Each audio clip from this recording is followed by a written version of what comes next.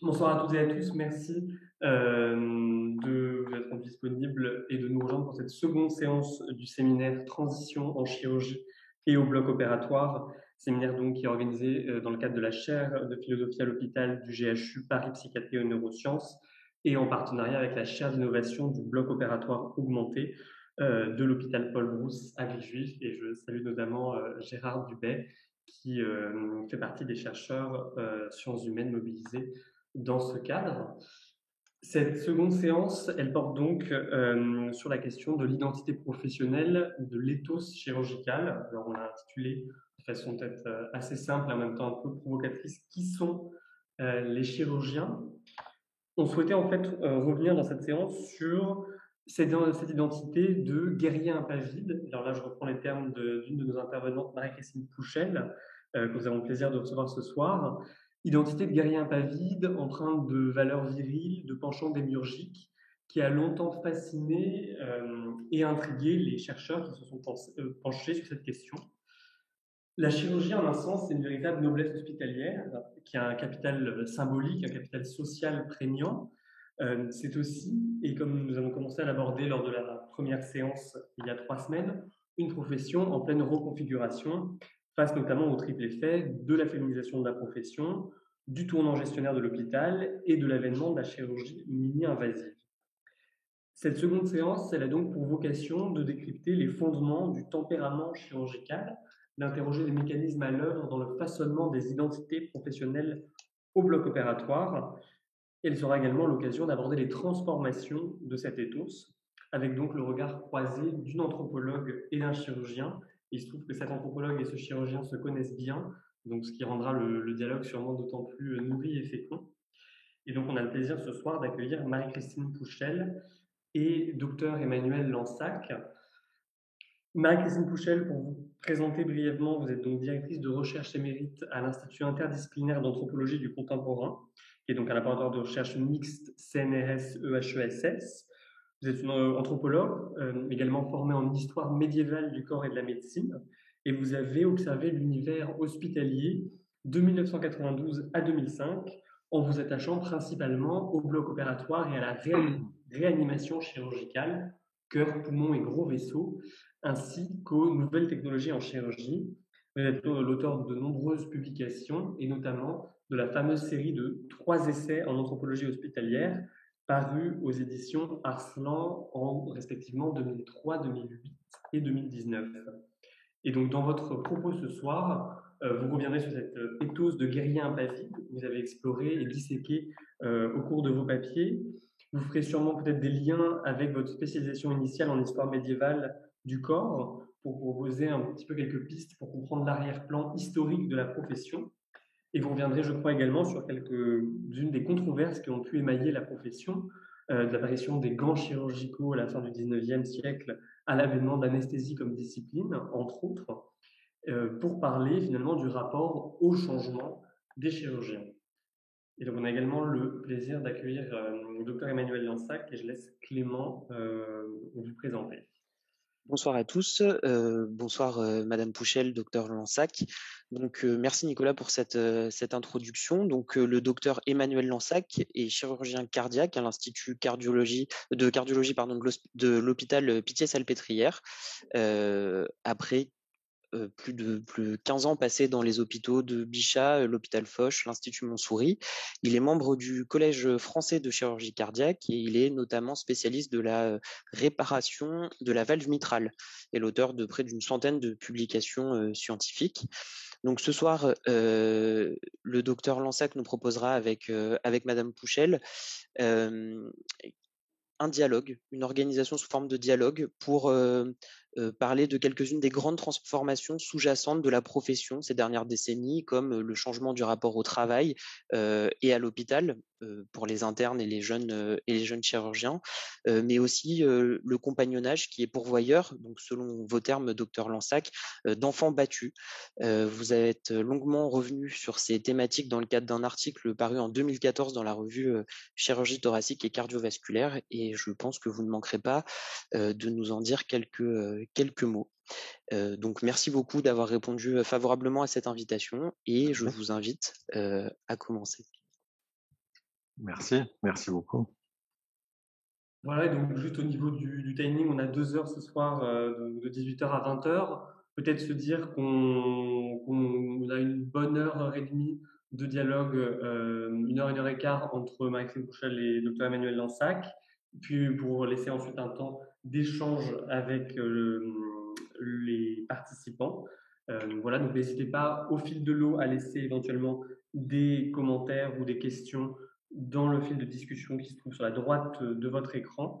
Et ensuite, n'hésitez pas donc à intervenir à l'issue de ce premier temps d'échange, puisqu'on est là aussi pour dialoguer. Marie-Christine, Emmanuel, c'est à vous. Qu'est-ce qui commence? Vas-y, Marie-Christine, c'est toi la spécialiste. Oh, je ne sais pas, ils ont déjà tout dit, donc on n'a plus grand-chose à dire. Donc, bonjour à tous. Je regrette beaucoup qu'on soit pas en présentiel parce que c'est plus commode et ça permet une communication différente, d'autant plus que si j'ai bien compris, dans les participants à ce séminaire, il y a des personnes extrêmement différentes. Hein. Donc, c'est difficile aussi de s'adresser à tout le monde à la fois. Maintenant, je parle sous le contrôle d'Emmanuel. Si je dis des bêtises, il pourra me corriger.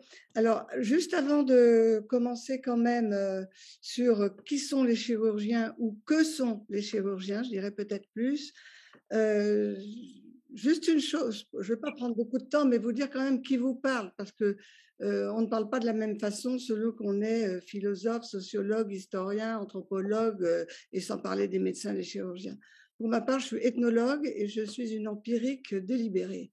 Ça veut dire que je suis sur le terrain au maximum pendant très longtemps. Dans le premier hôpital où j'ai travaillé, qui était un hôpital de chirurgie cardiovasculaire gros vaisseau en Île-de-France, je suis restée 5 ans quand même et j'en ai pas fait le tour. Donc, ça veut dire que l'ethnologue travaille généralement pas forcément avec des entretiens, peu d'entretiens, certainement pas avec des questionnaires, et avec ses yeux, ses oreilles, son nez, tout ce qu'on voudra, parce que l'idée, c'est d'essayer de comprendre ce qui est incompréhensible, c'est-à-dire qu'est-ce qui fait vivre les gens.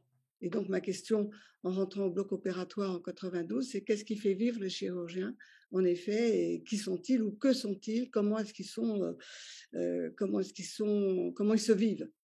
Alors, j'avais en effet, comme l'a dit déjà Nicolas Laïc, j'avais commencé par le Moyen-Âge en faisant une thèse sur la chirurgie médiévale. Et ce qui m'a amené à remarquer que la fameuse blague qu'on connaît tous, ou presque, sur les chirurgiens et Dieu, c'est-à-dire quelle est la différence entre Dieu et un chirurgien, c'est la différence, c'est que Dieu ne s'est jamais pris pour un chirurgien. Et alors, mon chirurgien médiéval, Henri de Mondeville, qui est le grand premier chirurgien lettré français du Moyen-Âge, on est là au début du XIVe siècle, lui avait l'idée que Dieu, de toute façon, était un chirurgien, parce qu'il avait fabriqué le premier homme du limon de ses doigts, etc. En tout cas, le sentiment de toute puissance qu'on peut observer encore chez les chirurgiens d'aujourd'hui n'est pas forcément lié au niveau de technique et à l'état de l'art. C'est-à-dire qu'à une époque, le Moyen-Âge, où ils n'étaient pas des imbéciles, ils travaillaient bien, mais avec les moyens de l'époque, où donc la chirurgie ne faisait pas les miracles qu'elle fait aujourd'hui. On reviendra sur le mot miracle. Ça n'empêchait pas que le chirurgien se prenait lui aussi pour Dieu. Donc, c'est quelque chose qui a à voir avec le sentiment de toute puissance qu'on peut avoir à trouver la peau de l'autre. Trouver la peau de l'autre pour son bien, et pas parce qu'on est un assassin, ce qui fait toute l'ambivalence du rapport au métier. Là, je sais pas, Emmanuel, ce que tu pourras dire, toi qui es passé de la chirurgie ouverte à la vidéochirurgie. Moi, je me souviens, je vais peut-être te passer la parole du coup, parce que je me souviens des débuts de la chirurgie du poumon sous vidéo telle que je l'ai vue dans ce premier hôpital, et où les chirurgiens classiques, les vieux donc évidemment, voyaient arriver ça d'un très mauvais œil en disant que la vidéochirurgie, c'était de la chirurgie pour PD, parce qu'on regardait partout de la serrure, parce que c'était la grande ouverture qui faisait le grand chirurgien. Alors maintenant qu'ils font plus que des petits trous, ce qui fait généralement plaisir aux patients, qui ne se rendent pas compte de tous les enjeux, mais ça fait rien, c'est que des petits trous. En effet, la grande chirurgie, c'est la grande incision, ça fait le grand chirurgien. Et c'est vrai, d'un point de vue pratique, et Emmanuel, tu me diras aussi tout ce que tu en penses, c'est vrai que dans un premier temps, on voyait mieux, certainement, en ouvrant grand qu'en ouvrant petit. Maintenant, il y a des moyens qui se sont perfectionnés, où je pense qu'on peut voir, mais on ne voit pas de la même façon quand même. Je pense que il y a quelque chose quelque chose qui est resté, même avec les petits trous, c'est que en effet, on trouve la peau de l'autre. Et on trouve la peau de l'autre comment, pourquoi, avec quoi, surtout. Et je pense que ça fait des chirurgiens des transgresseurs de limites. On va au-delà de la limite. Et les industriels le savent bien, puisque vous connaissez peut-être la publicité de Da Vinci pour son robot, qui était une des formules, c'était aller au-delà des limites de la main humaine. Et en fait, c'est ça, c'est qu'il a fallu transgresser des limites. Pendant très longtemps, la chirurgie cardiaque était impossible. On n'osait pas, on n'y allait pas, on ne franchissait pas le péricarde. Finalement, on l'a franchi.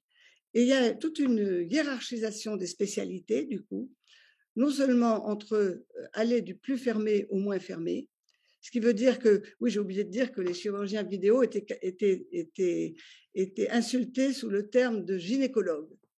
Pourquoi? Parce qu'un gynécologue, ça passe par un orifice qui est déjà ouvert. Et ça, c'est pas noble.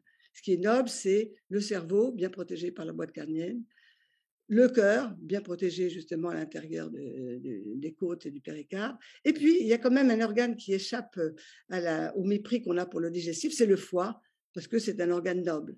Après, vous avez les organes pas nobles du tout, la gynécologie, le digestif en dehors du foie, et les poumons, et l'ORL très sale.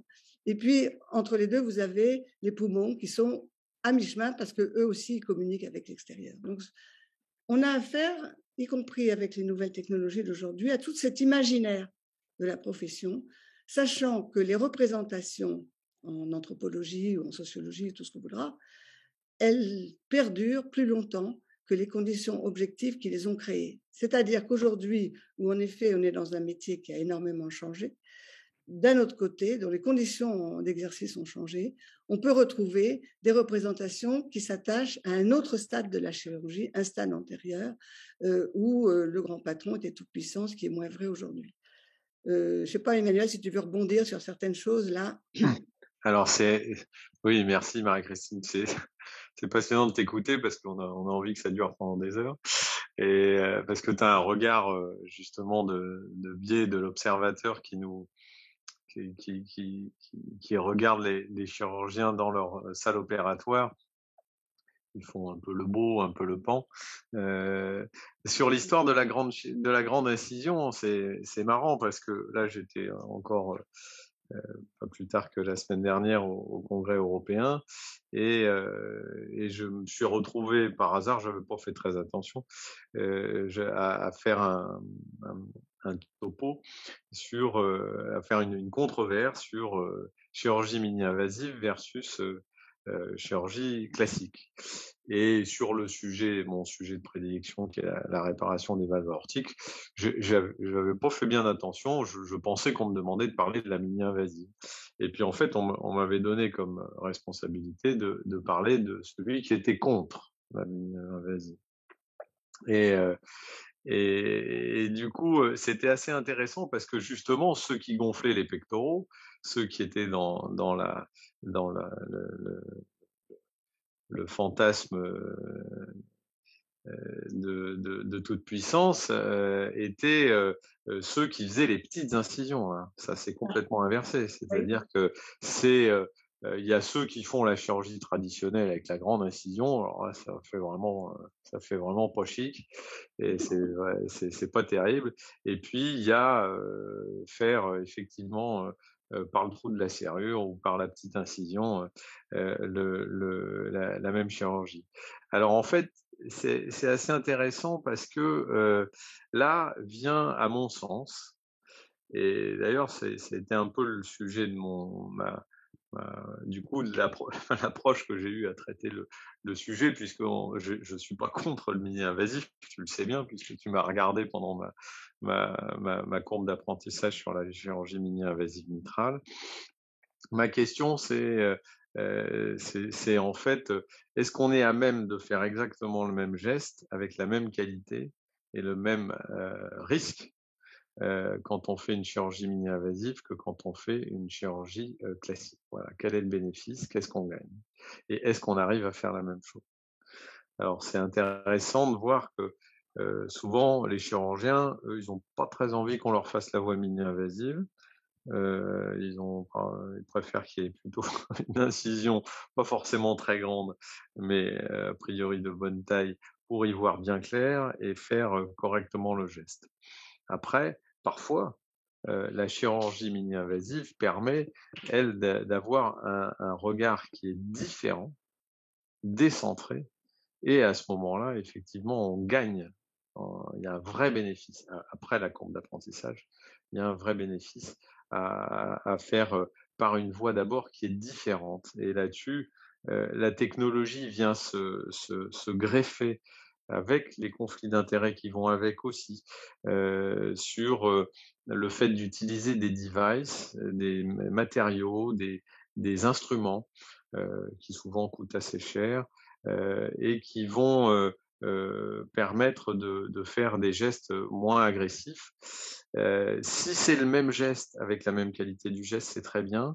Si pour la voie d'abord, en fait, on fait des raccourcis et on fait un peu moins bien, eh bien là, vient se confondre en fait des alors même si c'est pas très politiquement correct de le dire, mais c'est la vérité, euh, des, euh, des, de la compétition dans le recrutement, d'essayer de faire une attractivité, et puis vient se jouer aussi une course un peu à la, à la, à la, à la, à la réduction de la taille de la cicatrice, qui, encore une fois, si on arrive à faire... Moi, j'ai toujours pensé, et je pense toujours d'ailleurs, que l'avenir de la chirurgie, c'est de pas opérer les gens. C'est ça qui est le mieux, c'est ça qui serait le mieux, évidemment, si tant est qu'on arrive à traiter les problèmes ou à les anticiper pour qu'ils n'arrivent pas et qu'il n'y ait pas besoin d'avoir d'opération. Voilà. Après, sur l'évolution des chirurgiens, je crois qu'on est à une période où enfin moi, même moi, enfin, là, je vais avoir 52 ans, c'est vrai que je traîne mes guêtres un peu dans les hôpitaux depuis un petit bout de temps, mais pour être revenu récemment à l'assistance publique, je vois en fait, au fur et à mesure de mes années dans les hôpitaux, je vois surtout une difficulté des conditions de travail des médecins, qui ne va que en s'accroissant. Voilà. C'est le paradoxe d'une médecine qui s'ultra spécialise, qui est de plus en plus technique. Alors sur le geste technique en lui-même, ça va. Et puis, alors c'est peut-être un peu l'effet post-Covid là, mais le manque de personnel dans les hôpitaux, la désertion des hôpitaux, la difficulté à coucher les gens, enfin ça devient un espèce de casse-tête qui rend la vie très difficile, et le côté demi-orgique du chirurgien, on n'y est plus du tout là. Hein, là, on n'est plus du tout dans... Enfin, en tout cas, moi, c'est pas du tout ce que je ressens. Voilà. Alors, ce qu'on pourrait dire, c'est que du côté du public, le personnage du chirurgien garde quand même cette aura. On le voit par exemple quand on parle des greffes d'organes, on oublie que c'est un miracle médical au moins autant qu'un miracle chirurgical. Et généralement, on reste focalisé quand même sur le chirurgien parce que les gens ne se rendent pas toujours compte de ce qui compte. Cela dit, c'est vrai que généralement, on voit, si on a une opération, on voit 3 anesthésistes quand on n'a qu'un seul chirurgien, en principe. Après, c'est pas sûr que ce soit toujours le chirurgien qui vous opère, mais enfin ça, le patient le sait pas. Mais enfin, je veux dire, il y a des choses quand même qui sont... je crois que ce côté démiurgique qui reste sous-jacent, que les industriels jouent là-dessus. Quand on a travaillé dans la suite du séminaire, vous verrez Brice Gaillet et Guillaume Morel, qui sont deux personnages, l'un roboticien et l'autre chirurgien, avec lequel j'ai travaillé du temps où je travaillais sur comment est-ce qu'on invente un nouvel instrument en chirurgie aujourd'hui. Donc, on avait travaillé avec eux.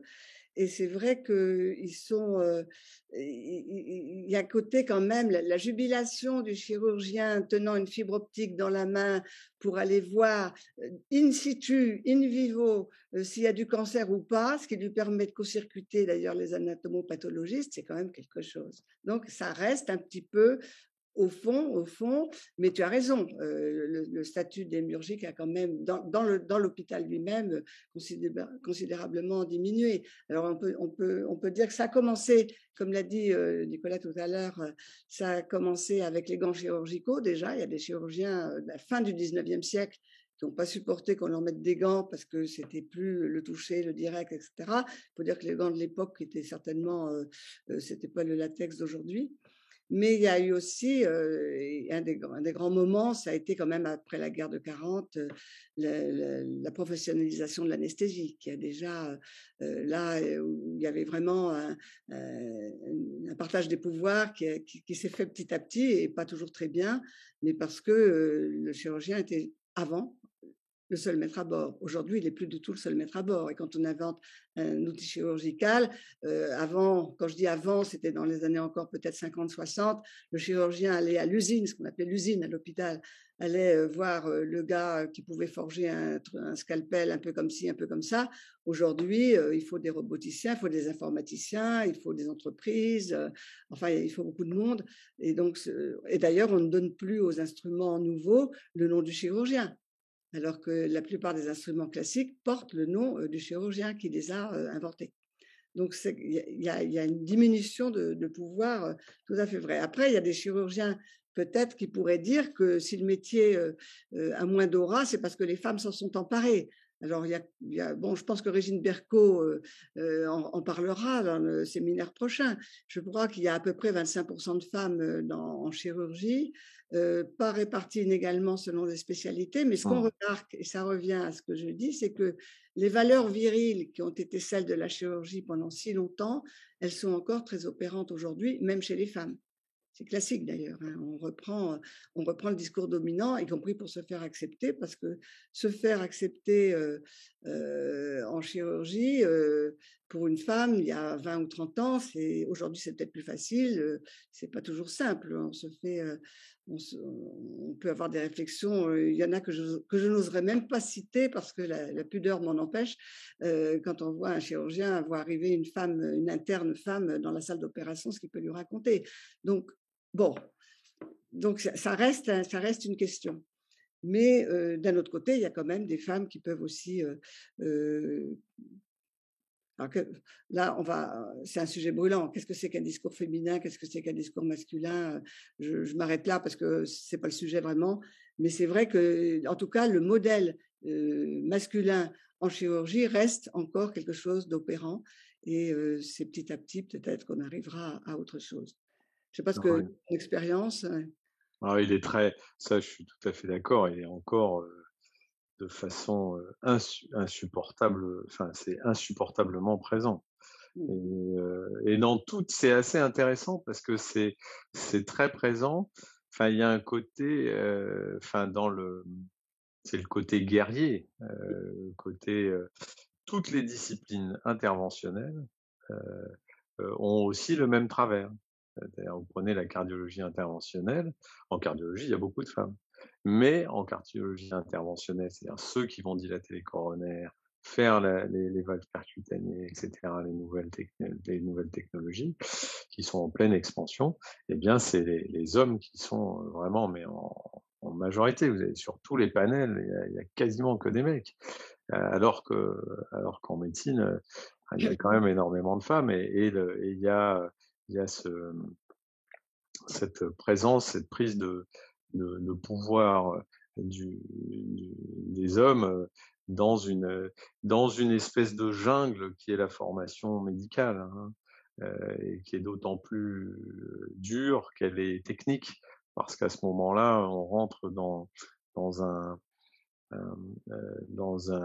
officiellement un compagnonnage, enfin le discours politiquement correct qui consiste à dire qu'il y a un compagnonnage chirurgical, qu'on apprend de ses pairs, etc. Ce qui est vrai, hein, ce qui est vrai, bien sûr. Mais il y a aussi, en fait, notamment dans le système français, qui est très archaïque pour ça, qui est une des plus anciennes écoles de chirurgie, mais qui est aussi une des plus archaïques écoles de chirurgie, euh, des formations. Alors c'est extrêmement choquant ce que je vais vous dire, mais contrairement à un pilote d'avion, un chirurgien cardiaque, il n'est pas évalué sur ses capacités techniques opératoires. Il n'est même pas évalué d'un point de vue de ses connaissances théoriques à la fin de ses études. Raconte. Parce que en fait, on est la formation chirurgicale, c'est l'histoire un peu de. Alors, peut-être tu l'écriras mieux que moi, Marie-Christine, mais sur la formation des internes, le concours de l'internat qui n'existe plus maintenant, qui s'appelle l'examen national classant, mais était un concours d'entrée. À partir du moment où on était entré, on était admis dans cette grande famille, eh bien, on allait être validé par ses pairs avec du coup tous les travers pervers qu'il pouvait y avoir à une évaluation, enfin à une validation uniquement comme ça sur le fait de finir ses études et puis on est validé par les pairs ou on n'est pas validé, hein. Et ça, c'est une des grosses différences avec les écoles anglo-saxonnes où eh bien, il va y avoir un examen, je pense aux Anglais ou aux Canadiens ou aux Américains. Il y aura en Angleterre une évaluation du Royal College avec un examen écrit extrêmement rigoureux, une validation très précise et pas simplement un mémoire de fin d'études. Et, euh, et puis, euh, et puis ensuite, alors ça, c'est une grande difficulté dans la grande majorité des pays du monde, c'est que les formations techniques n'ont pas réellement de processus de validation des connaissances et de la capacité à opérer. Et du coup, il en découle une grande difficulté à la formation et une grande hétérogénéité à la formation. Donc, un côté aussi, enfin, à mon sens, c'est mon regard qui est peut-être un peu subjectif, mais du coup, à la pérennisation d'un système d'identification à celui qui a le pouvoir. Voilà. Celui qui a le pouvoir dans chez de Cro-Magnon, celui qui avait le pouvoir, c'est celui qui avait une grosse massue et qui tapait sur la tête des autres, hein. Globalement, en pratique, c'est celui qui avait les plus gros bras et la plus grosse force, c'était la loi de la force. Et ça n'a pas énormément changé, en fait. Et on est du coup dans des attitudes qui sont assez manipulatrices, pas forcément, enfin, où il faut vraiment savoir naviguer en eau trouble, euh, euh, se soumettre beaucoup, longtemps. Alors, bon, moi, j'ai eu un parcours où je me suis pas beaucoup soumis, ça m'a coûté très cher souvent. Je suis pas beaucoup rentré là-dedans, par, je pense plus par naïveté qu'autre chose. Mais il y a du coup les gens ont beaucoup souffert pendant leurs études. Ils ont beaucoup été battus et souvent, en fait, comme dans tout traumatisme psychologique, en fait, il y a deux possibilités hein, face à un traumatisme. Soit on s'écroule, soit on endosse en fait la force de son agresseur. Et souvent, on a tendance à reproduire un peu ce qui nous est arrivé comme une sublimation inconsciente enfin plus ou moins consciente en tout cas, de ce qui nous a fait souffrir, et on ne se rend pas forcément compte qu'on est en train de faire la même chose sur les générations qui suivent. C'est quelque chose qui est encore très marqué, et qui aurait besoin d'évoluer. Moi, j'avais à l'époque où Clément faisait référence à l'article que j'avais écrit et que Marie-Christine avait gentiment écrit un avant-propos sur le sujet de l'article, et l'avait soutenu, ce qui avait permis qu'il soit publié, hein, parce que autrement il y avait une énorme résistance de la communauté chirurgicale à parler de ces choses-là. C'était complètement tabou. Et ma parole n'avait de valeur que parce qu'elle était légitimée par la présence de Marie-Christine Pouchel, et non, c'est vrai, et d'Anne Dufour-Montel, qui était, paix à son âme, qui était une psychanalyste aussi, qui avait accepté de soutenir ce travail et qui avait donné le crédit. Moi, ma parole n'avait pas de crédit si c'était que moi, alors que l'article en lui-même était essentiellement tourné sur la formation chirurgicale et justement la prise de conscience de ces mécanismes avec la reproduction du schéma traumatique d'un enfant battu qui battra plus tard ses propres enfants. Non, mais c'est très vrai. Et c'est vrai que la résistance à la publication de ton article était en elle-même significative. Et du coup, avec Anne Dufour-Montel, on avait enfoncé le clou, du coup, plutôt qu'autre chose. Mais c'était quand même incroyable, quoi. Et c'est vrai que, mais on voit bien dans les staffs médico-chirurgicaux, qui a le droit à la parole, avant qui parle. C'est des choses qu'on peut observer tous les jours encore, je suppose, hein. Il y a quand même, et puis l'omerta qui continue d'exister. Là, il y a un cas récent de ce chirurgien obstétricien qui se comportait d'une manière assez terrifiante avec les patientes. C'était quelqu'un de l'assistance publique, je crois bien. Hein, c'était étonnant, non dans les journaux. Et l'omerta a fonctionné pendant 8 ans, c'est-à-dire que ça a été dénoncé, y compris par des confrères.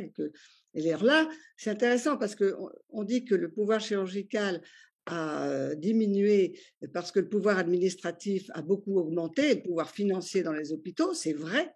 Mais là, l'administration a couvert le chirurgien. Et je pense pour des raisons en fait financières, parce qu'un chirurgien qui va vite, quitte à malmener ses patientes, c'est pas grave, ça.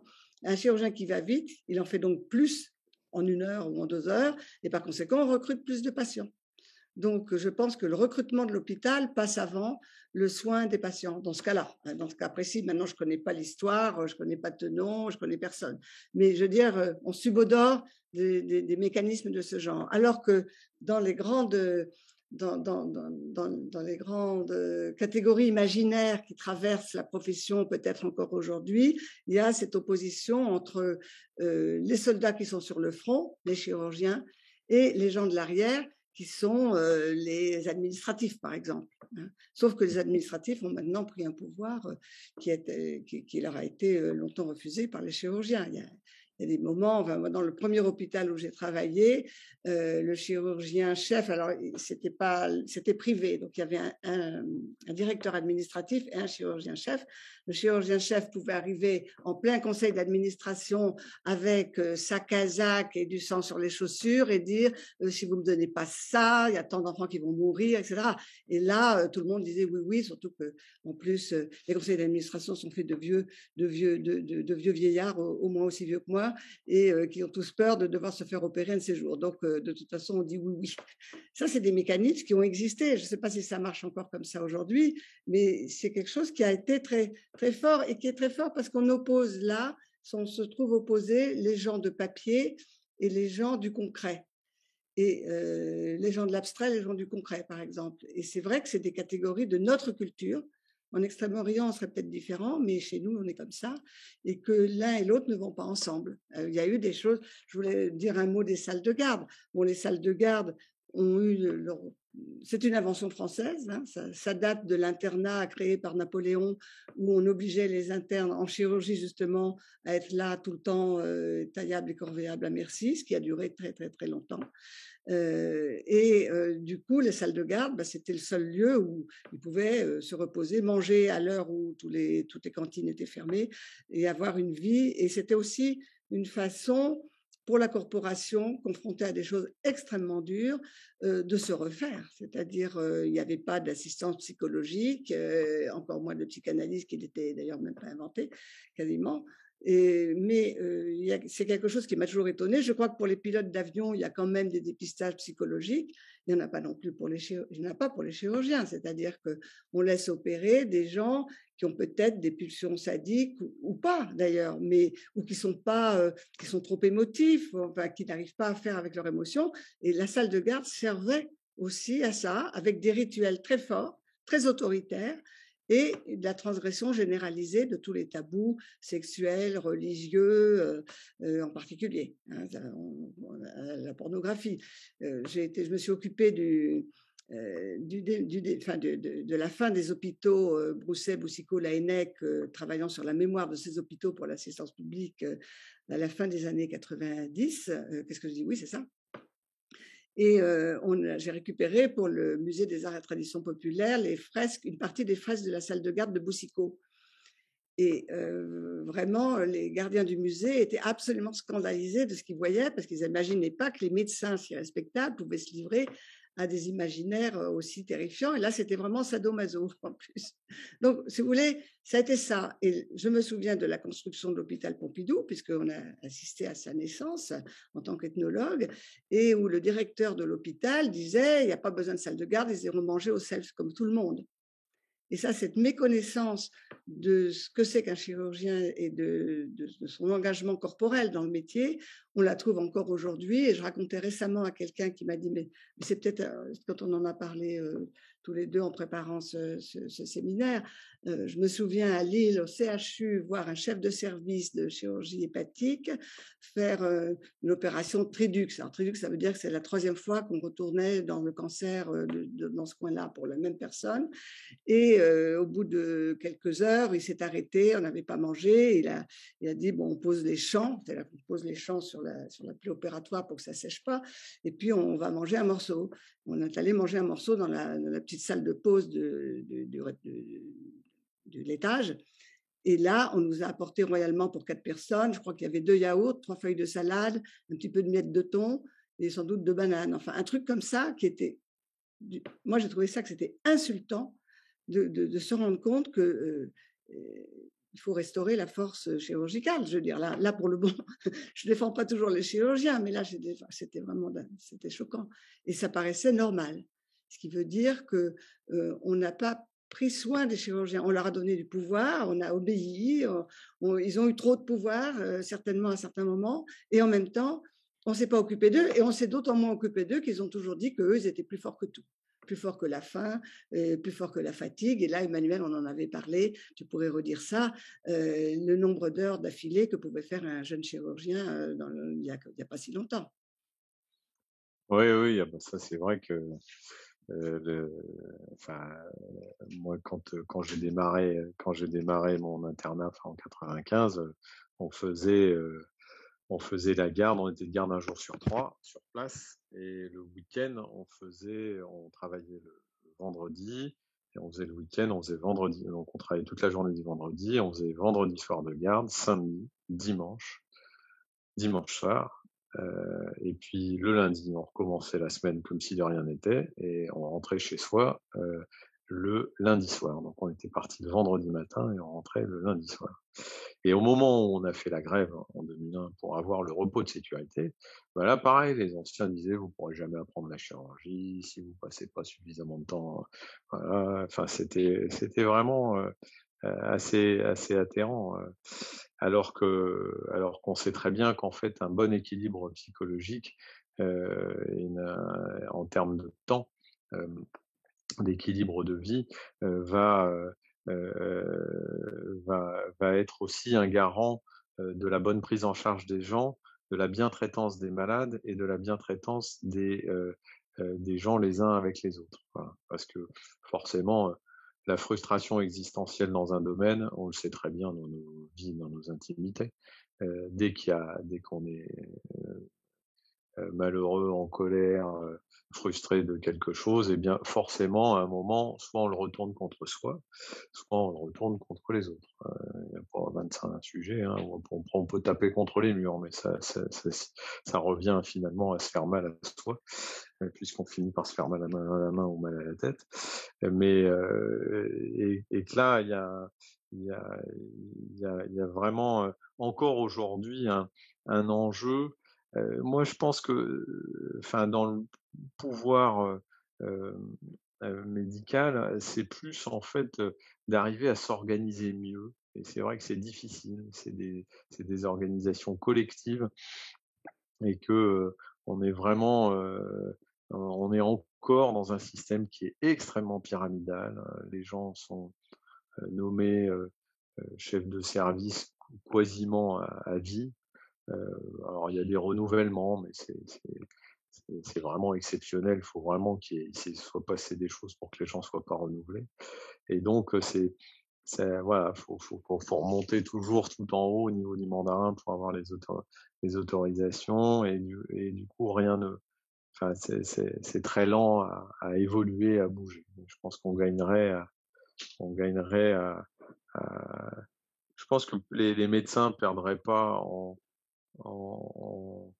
en pouvoir. C'est pas une question, enfin, je crois pas que la question soit vraiment une question du pouvoir, c'est une question du bien-être et que dans les hôpitaux, il y a un vrai travail à faire sur le bien-être, dans le parcours des patients, dans leur prise en charge, pour être, accompagnés et pas être dans un parcours du combattant, ce qui est encore trop souvent le cas. Et avec des coordonnateurs de soins, moi je serais très favorable à ce qu'il y ait ça beaucoup dans les hôpitaux. Et puis à ce qu'on ait une organisation qui soit plus fluide pour tout le monde, pour qu'il y ait vraiment une respiration dans l'hôpital et essayer de prendre en charge les gens tels qu'on aimerait être pris en charge soi-même. Après, il y a un enjeu aujourd'hui qui est un enjeu économique, qui est majeur, vraiment.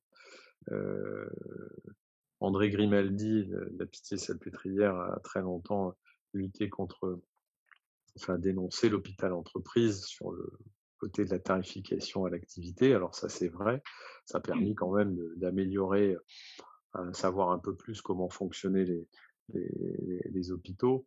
Mais aujourd'hui, notamment dans le monde chirurgical ou dans le monde de l'acte, qui est codifié et du coup qui est monnayé, il y a à la fois un enjeu de faire de plus en plus d'actes euh, et, euh, et avec la pression de l'industrie derrière qui vient s'infiltrer dans les hôpitaux, essayer de combler en fait des vides ou des défaillances administratives ou financières, des problèmes de budget, et que là, à ce moment-là, c'est la porte ouverte à des choses qu'on pensait révolues, qui sont les principes d'achat de prescription. C'est-à-dire que l'achat de prescription, c'est vieux comme le monde. Hein. Je te donne un peu de sous discretos et tu vas prescrire mon traitement.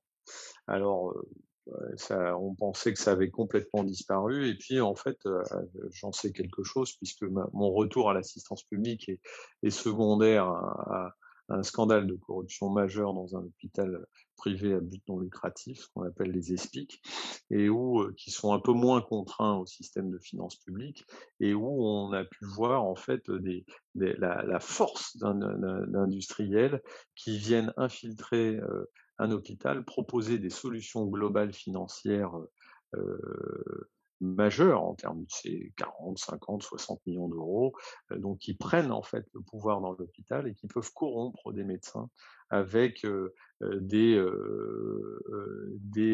systèmes. Alors c'est plus aussi direct que ça l'était autrefois avec des enveloppes de cash ou des financements avec des comptes à l'étranger ou des comptes vacances ou je ne sais quoi, enfin tout ce qui a pu y avoir par le passé. Mais ça prend des formes un peu plus subtiles puisqu'il y a une loi quand même sur, ça s'appelait la loi Bertrand, où les industriels sont obligés de déclarer dès qu'ils donnent plus de 10 € à un médecin, qu'ils l'invitent à déjeuner, etc. Donc ça peut plus être aussi grossier que ça n'était par le passé.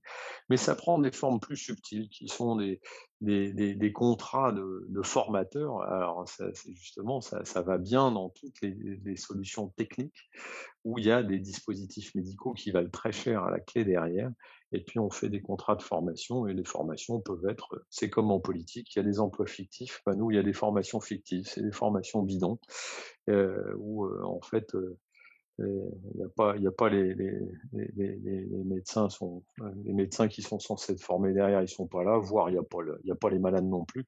Mais par contre, il y a bien la rémunération derrière, et il y a bien le système correctif qui va derrière. Et ça c'est très puissant. Ça a été dénoncé par la revue Prescrire il n'y a pas si longtemps encore, sur des offres de santé globale et des prises de pouvoir des industriels dans l'hôpital qui sont un peu en déficit, et qui se laissent attirer en fait par des propositions séduisantes d'industriels qui leur disent bah, si vous faites du volume, on vous fera des remises de fin d'année, et puis si vous êtes vraiment un bon client, bah, on va financer vos infrastructures qui valent très cher, donc vous ne serez pas obligé d'aller quémander, faire la manche à l'ARS ou auprès de vos financeurs. Et là, c'est le doigt mis dans l'engrenage. Et là, il n'y a plus de règles parce que, évidemment, c'est pas de la philanthropie. Si on fait plus les volumes d'activité, on perd les remises arrière, on perd il faut financer les infrastructures qui ont été investies dans les hôpitaux avec des loyers de remboursement. Et là, c'est des systèmes captifs où, moi, je l'ai vu à cette occasion-là, les lanceurs d'alerte ne coûtent pas très cher, ne valent rien, et il n'y a plus aucune éthique ni morale. On s'assoit dessus parce que les enjeux financiers sont majeurs. J'ai une question. Est-ce que les chirurgiens, puisqu'ils sont utilisateurs de dispositifs complexes et très onéreux, est-ce qu'ils sont particulièrement visés par les industriels? Parce que j'ai l'impression que les industriels, pour ceux que j'ai connus en tout cas, restent persuadés que le chirurgien a toujours le pouvoir dans l'hôpital et qu'on va viser le chirurgien le chirurgien va être la porte d'entrée de l'industriel dans l'hôpital. Alors ça doit exister en médecine aussi, mais est-ce que tu as l'impression que les chirurgiens sont particulièrement visés? Alors oui, alors là, je sais pas trop enfin, les chirurgiens, oui, sont des cibles particulières. Enfin, tous les interventionnels, en fait, tous ceux qui vont intervenir avec de la haute technologie vont. Et j'allais dire, en fait, aujourd'hui, enfin, moi, mon expérience dans ma discipline, bien, autrefois, c'était les chirurgiens qui étaient la cible des systèmes corruptifs. Parce que c'était ceux qui allaient poser les nouvelles prothèses, qui allaient faire ceci, etc. Bon, maintenant, c'est via le financement à l'activité, les dispositifs médicaux sont remboursés dans le prix de journée, enfin dans le prix de séjour, dans toutes les nouvelles technologies qui se mettent en place, notamment dans la cardiologie interventionnelle. Eh bien, c'est là où en fait il y a le plus d'argent et le plus de tentation à la corruption, parce que bah, c'est des remboursements, c'est encore sur les vieux systèmes de remboursement où le, le, le, le, le, le matériel médical est remboursé en lui-même. Au-delà, il y a le séjour hospitalier qui est payé par la sécurité sociale, et puis la sécurité sociale aussi rembourse à part le device. Voilà. Et donc là, ça c'est la porte d'entrée à aller essayer de corrompre certains praticiens, parce que c'est là que les enjeux sont le plus importants. Si c'est compris dans le budget global, alors je suis désolé, c'est un peu technique, mais c'est la réalité de ce qu'on vit dans les hôpitaux, c'est que si c'est compris dans un budget global, l'hôpital va avoir un vrai intérêt à, à, à, à négocier les achats, puisqu'il va discuter avec l'industriel, puisqu'il a une enveloppe globale pour la prise en charge du malade, et puis le prix du device va être. Il n'a pas intérêt à ce que ça coûte très cher. Par contre, si c'est la sécurité sociale qui rembourse à part le dispositif en dehors de la chose, là, il peut y avoir entente et système correctif. Ce que tu dis sur la médecine interventionnelle, ça me fait penser aussi au fait que dans ce qu'on appelle, ou ce que certains appellent la crise de la chirurgie, parce que c'est un mot qu'on entend maintenant depuis assez longtemps, hein, depuis 10 ou 20 ans maintenant, la crise de la chirurgie au moins. Il y a justement que dans le temps, ne touchaient au cœur que les chirurgiens. Avec la cardiologie interventionnelle, ce sont les médecins qui empiètent sur le territoire autrefois réservé aux chirurgiens. Donc je pense que parmi les raisons multiples de cette crise de la chirurgie, si tant est qu'il y ait une crise nouvelle, parce qu'elle a peut-être été en crise au fond, il y a ça aussi. C'est-à-dire que les frontières du métier, les frontières professionnelles sont devenues mouvantes. On n'est plus dans son précaré, là pour de bon, on n'est plus dans sa forteresse. Le bloc opératoire est devenu poreux, d'une certaine manière. Poreux d'ailleurs par rapport aux industriels aussi, qu'on voit arriver dans les salles d'opération. Il n'y a pas seulement, il n'y a pas que les journalistes qui rentrent quand il y a des premières. Donc il y a quelque chose qui était dans l'imaginaire classique. Alors je reviens à la chirurgie de grand-papa, c'est-à-dire qu'au bloc opératoire, le chirurgien était coupé du monde extérieur, comme un grand méditant dans une grotte de l'Himalaya. Et voilà, il avait à faire son truc, c'était son domaine, il était protégé même du monde extérieur. Aujourd'hui, tout le monde rentre, tout le monde, j'exagère, mais enfin, il y a beaucoup d'allées et venues. Il y a même des ethnologues qui rentrent d'ailleurs dans les salles d'opération, ce qui d'ailleurs, il y a 50 ans, n'aurait à mon avis pas été possible. Il y a eu le célèbre texte de Paul Valéry sur les chirurgiens fait à la demande d'Henri Mondor, c'était en 1939, je crois, juste avant la Deuxième Guerre mondiale, où là, il connaissait le chirurgien, ils avaient bien parlé, il avait peut-être assisté à une opération et il nous dessine le portrait d'un grand prêtre. Paul Valéry, c'est d'ailleurs une très belle chose. Mais on est dans le miracle et dans la merveille constante. Après, en 51, il y a le film de Ciampi, Un grand patron, qui montre que le grand prêtre, il est devenu carriériste. C'est-à-dire que le film du grand patron, qui est très, très beau, je ne sais pas si tu l'as vu, ça vaut le coup. C'est un chirurgien, justement, mais il est surtout préoccupé de savoir s'il aura un fauteuil à l'académie de chirurgie. Donc, on bascule de l'image romantique et en partie juste du grand prêtre aux prises avec les forces vitales, et puis on arrive dans ce qui est aujourd'hui devenu beaucoup plus patent, évidemment, le coût de la carrière. Alors là, je voudrais revenir sur un aspect qu'on n'a pas du tout évoqué, comme je vois que l'heure tourne. Je ne voudrais pas être trop bavarde, je vais laisser de la place aux questions éventuellement aussi. C'est que parmi les freins à l'innovation dans un bloc opératoire, il y a aussi tout ce qui n'est pas, tout ce qui est de l'ordre du symbolique. Tu as prononcé le mot d'ailleurs tout à l'heure. C'est-à-dire, il faut savoir quand même qu'en salle d'opération, on pourrait dire, j'exagère un peu, mais quelque part tout le monde a peur parce que on n'est quand même pas loin de la vie et de la mort. La frontière entre la vie et la mort est quand même quelquefois, surtout en chirurgie cardiaque par exemple, elle n'est pas loin. Et puis, on sait aussi que d'un point de vue symbolique, le sommeil de l'anesthésie, c'est une mort symbolique aussi. Donc, l'idée de la mort circule, y compris le risque des infections nosocomiales. Enfin, il y a beaucoup de choses qui circulent, ce qui fait que c'est un endroit d'entre-deux. Et dans toutes les cultures, là je parle en anthropologue connaissant un petit peu aussi d'autres cultures, les endroits d'entre-deux où on peut basculer d'un côté à l'autre fabriquent de la ritualisation. Parce que le rituel, qu'est-ce que c'est ? Le rituel chirurgical, par exemple, ça consiste à faire comme d'habitude pour se garantir que quelque chose d'imprévu arrive et que ce soit la mort qui arrive. Si l'imprévu, c'est la mort.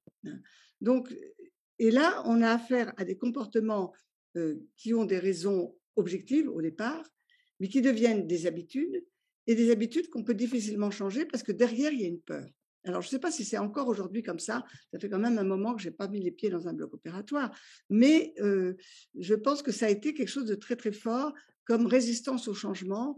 Il n'y a qu'à voir les industriels qui vendent de la draperie opératoire, des champs opératoires, savent que changer la forme d'un champ opératoire, il faut y aller doucement pour que le chirurgien soit rassuré, que les penseuses qui vont l'installer soient rassurées aussi. Enfin, je veux dire, on ne change pas n'importe quoi, n'importe comment dans un bloc.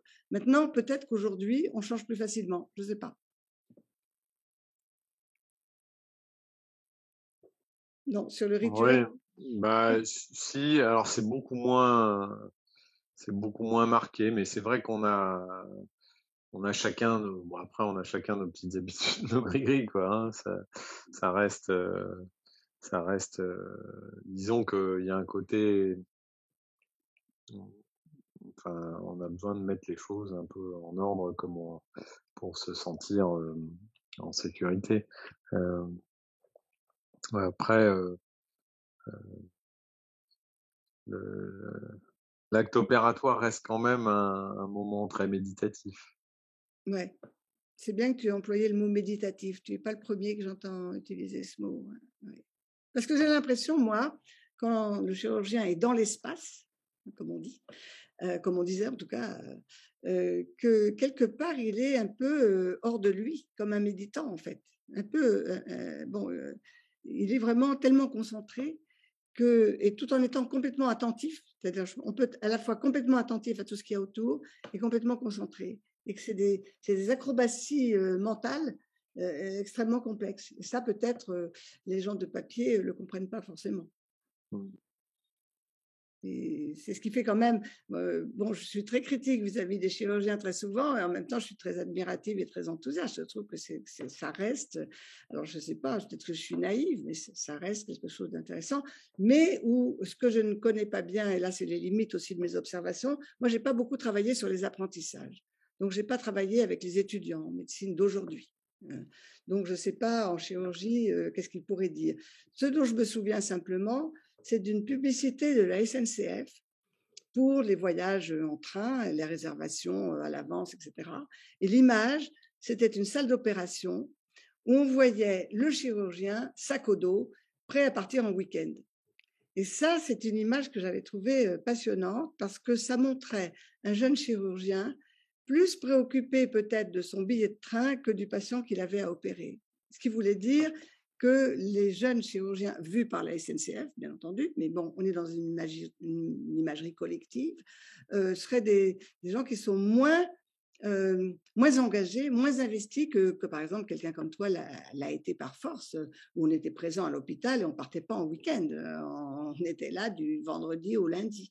Et que là, il y a peut-être un changement de mentalité que la SNCF a peut-être perçu, peut-être qu'ils se sont bien renseignés, mais qui me paraît être un signe des temps, où j'ai un patron qui récemment m'a téléphoné pour me dire qu'est-ce que je fais avec telle interne, une femme d'ailleurs, qui n'est pas vraiment investie, elle n'est pas... voilà, elle va faire ça entre la poire et le fromage, ou presque, et avec une démobilisation. Je mettrai un bémol à ce que je raconte tout de suite, parce que j'ai observé aussi que dans toutes les cultures, les vieux disent toujours que les jeunes, ils font plus qu'il faut. Donc, peut-être que c'est aussi un fonctionnement collectif beaucoup plus large que les blocs opératoires. Mais je ne sais pas, il y a quelque chose là peut-être d'un investissement différent, et peut-être aussi que les jeunes générations n'ont pas envie de se saborder la vie entière pour l'hôpital aussi et pour le métier. Maintenant, c'est comme les sportifs, on ne peut pas opérer 2 fois par semaine, c'est pas possible. Il y a un apprentissage et il y a une pratique constante qui permet justement d'être performant, je pense. On peut pas, c'est pas un métier qu'on peut faire comme ça. En revanche, qu'il y ait des repos de sécurité comme pour les pilotes d'avion, ça a été très difficilement accepté. Moi, je l'ai vu à l'époque où ça a commencé, avec les chirurgiens eux-mêmes disant, bon, enfin, c'est pas croyable, on n'est pas des mauviettes, etc. Donc, le repos de sécurité, il a été lui-même difficilement accepté. Ben, je ne sais pas, est-ce que tu pourrais, si ça t'évoque quelque chose que je raconte ou pas du tout. Si, mais je me dis qu'il faut peut-être qu'on laisse un peu la parole aux questions et peut-être aux interrogations, parce que j'en ai parlé un petit peu du repos de sécurité tout à l'heure et peut-être... Déjà, merci beaucoup, un grand merci Marie-Christine et Emmanuel pour ce dialogue tout aussi spontané que riche. Et on voit bien derrière vos propos que comprendre que sont les chirurgiens, c'est comprendre le devenir chirurgien, devenir tout au long de la vie avec un apprentissage à la fois au cours de l'internat, mais aussi finalement au fil de l'eau, avec toutes ces technologies, dispositifs médicaux qui s'inventent et se réinventent presque au quotidien. On voit bien que comprendre que ce sont les chirurgiens, c'est comprendre, ou en tout cas intégrer finalement tous les acteurs, et j'ai envie de dire aussi tous les non-humains, tous les objets avec lesquels ils ou elles interagissent au quotidien, que ce soit des acteurs in situ au bloc opératoire ou plus extérieurs. On a parlé des administratifs de l'hôpital, on a parlé des industriels, entre autres. Peut-être une question pour commencer à vous deux, puis ensuite que les participants se sentent libres de lever la main et n'hésitent surtout pas si elles ont des questions. On a un public assez varié. On a des étudiants, des doctorants, des post-doctorants en sciences humaines, en robotique. On a des soignants, on a des ingénieurs hospitaliers. Donc voilà, des perspectives assez variées sur le sujet. Et donc peut-être une question un petit peu sur comment, pour vous, Marie, qu'est-ce que ça fait finalement de présenter ces recherches à un public de chirurgiens quand on est comme ça dans une posture d'anthropologue, de petite souris un petit peu au bloc opératoire, oreille écoutante, regard extérieur non soignant. Qu'est-ce que ça fait j'imagine que vous avez eu l'occasion de présenter dans des congrès de chirurgie ou ou au sein même de votre service vos recherches. Comment ça se passe? Qu'est-ce que ça produit? Quelles questions ça pose? Et de votre côté, du coup, Emmanuel, puisque vous avez été dans des services où Marie-Christine était présente et s'est baladée, qu'est-ce que ça fait finalement d'avoir un ou une anthropologue au bloc opératoire? Comment c'est perçu et quelles interrogations à nouveau ça pose? Alors, je vais essayer de faire court, il y aurait beaucoup à dire. Quand je suis rentrée dans le premier hôpital, je suis rentrée par les chirurgiens. Mais on m'a fait savoir qu'il fallait voir le directeur administratif pour faire les choses bien. Et le directeur administratif était enthousiaste que j'aille observer les chirurgiens, mais j'ai tout de suite compris qu'il me demandait d'être l'œil de Moscou, ce qu'évidemment je n'ai pas fait, c'est clair. Mais il y avait de ça. Après, j'ai été surprise de voir avec quelle facilité, là on est dans les années 92, 95, quelle facilité je rentrais dans le bloc opératoire. Voilà, sans difficulté. Et peut-être les chirurgiens étaient parfois même contents de montrer ce qu'ils faisaient, etc. Sauf qu'ils ne savaient pas qu'ils allaient m'avoir 5 ans sur le dos quand même. Et en fait, moi, j'ai toujours été soucieuse de restitution. Donc, j'ai beaucoup parlé aux chirurgiens, chaque fois que j'ai pu. Fait circuler le premier article que j'ai écrit, je l'ai fait circuler à 50 exemplaires dans l'hôpital pour avoir des retours. Et certains chirurgiens, alors il y a des chirurgiens qui n'ont pas aimé, il y a des chirurgiens qui ont aimé. Alors ma force c'était le CNRS. Être au CNRS, j'ai jamais touché un sou des hôpitaux, donc voilà, ma vie quotidienne n'en dépendait pas, donc j'avais une liberté absolue dont j'ai parfaitement usé. Hein. Et avec la bénédiction de certains chirurgiens, finalement mon questionnement d'anthropologue a rencontré le questionnement des chirurgiens eux-mêmes sur eux-mêmes. Et j'ai par exemple un chirurgien qui m'a invité dans un congrès qu'il organisait sur le devenir de la profession, je ne sais pas quoi. Et ma mission, là, c'était de décoiffer les confrères. Alors bon, je ne sais pas si je les ai décoiffés, mais je veux dire, ils avaient l'impression que faire miroir permettait aux personnes concernées, aux indigènes, parce que dans le temps, c'était les indigènes. Maintenant, les indigènes, ils ont bac plus 15. Mais de faire retour sur eux-mêmes et puis on peut discuter de toute façon. Après, moi, je peux me tromper, hein, je veux dire. Mais moi, j'ai eu beaucoup de plaisir à le faire. Et la seule fois où je me suis fait virer d'un service, c'était pas un service de chirurgie, c'était un service de réanimation où j'avais détecté chez des soignantes la croyance aux revenants. Bon, je ne raconte pas, c'est trop long. Hein. Et là, la surveillante du service était folle furieuse d'abord qu'il y ait des revenants dans sa réa, elle n'y croyait pas, mais enfin, je veux dire, voilà, j'avais écrit avec la permission des personnes concernées. Enfin, voilà, c'est la seule fois, avec les chirurgiens, j'ai jamais eu de problème. Après, il y en a peut-être qui ont laissé la petite dame raconter ce qu'elle voulait. De toute façon, ça n'a aucune importance, ça n'a aucun pouvoir. Comme aucun pouvoir. Et d'ailleurs, le chirurgien-chef, quand je l'avais rencontré pour lui demander la permission d'observer dans l'hôpital, m'a dit « Qu'est-ce que vous voulez faire ?» Et moi, j'ai répondu « Rien. » Et c'était la bonne réponse. Donc, j'ai rien fait. Sauf que j'ai regardé quand même. Hein, non, je veux dire, du coup, et moi je trouve que ce qu'il y a, c'est que dans l'observation ethnographique, il faut savoir que tout détail compte. C'est-à-dire la couleur des chaussettes du chirurgien, ça compte aussi. Par exemple, comme signe de son élégance, par exemple, donc de son narcissisme. Donc voilà, on peut aller très loin avec les petits détails. Donc c'est un métier d'empirique. La théorie, je la vois après. Mais en France, j'étais quand même la première. La question que j'ai, moi, c'est pourquoi est-ce qu'il n'y a pas eu des anthropologues à travailler beaucoup bien avant moi sur les blocs opératoires? Il y a eu très très peu de choses. Donc voilà, c'était ça. C'était le grand plaisir. Et après, alors j'ai observé Emmanuel, donc je vais lui passer la parole. Mais c'est vrai que observer Emmanuel, c'était formidable parce que lui-même était en questionnement très ouvert. Il connaissait beaucoup de choses, il connaissait le métier, etc. Et donc on était vraiment dans une interférence intéressante. Et alors j'ai observé le patron qui était venu payé par l'hôpital, si j'ai bien compris, pour lui apprendre justement à faire des valves mitrales sous vidéo. Et c'était un rapport très complexe et très, très, très amusant. D'ailleurs, parfois, je ne sais pas si Manuel s'amusait toujours, mais très intéressant à voir. C'est passionnant. Donc, c'est passionnant, quoi. Après, c'est très fatigant. Hein. À l'âge que j'ai, je ne ferai plus. Rester 8 heures debout d'affilée à la place de l'anesthésiste, c'est fini là pour moi. Mais c'est superbe. Voilà. Ah bah, moi, l'expérience d'avoir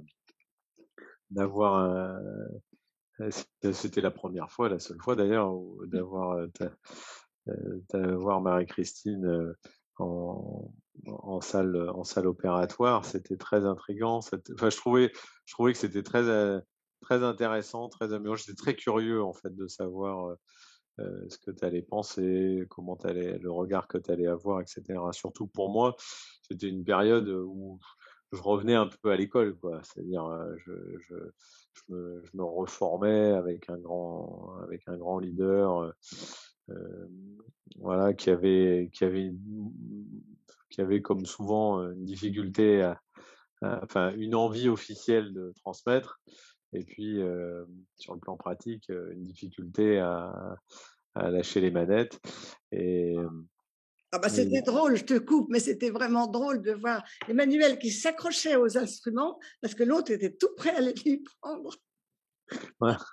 C'est ça toute la difficulté, on est quand même dans un travail manuel. Et puis voilà, mais je trouvais que le regard extérieur était intéressant parce que je pense qu'on est trop dans notre narcissisme, on est trop enfermé dans nos visions, et le fait d'avoir un regard, je pense que ça tempérait, même si ça le tempérait pas tant que ça, mais ça tempérait un peu la présence enfin le côté dominant du formateur. Et puis voilà, c'était pour moi revivre un stade plus avancé, l'expérience de la formation chirurgicale en étant plus interne. Voilà, donc ça c'était intéressant, et puis de se sentir observé. C'était aussi une vraie expérience, vraiment. Ça m'a amené à avoir un autre regard sur ma pratique, enfin, à être en fait plus en pleine conscience de ce qui se joue dans le bloc opératoire.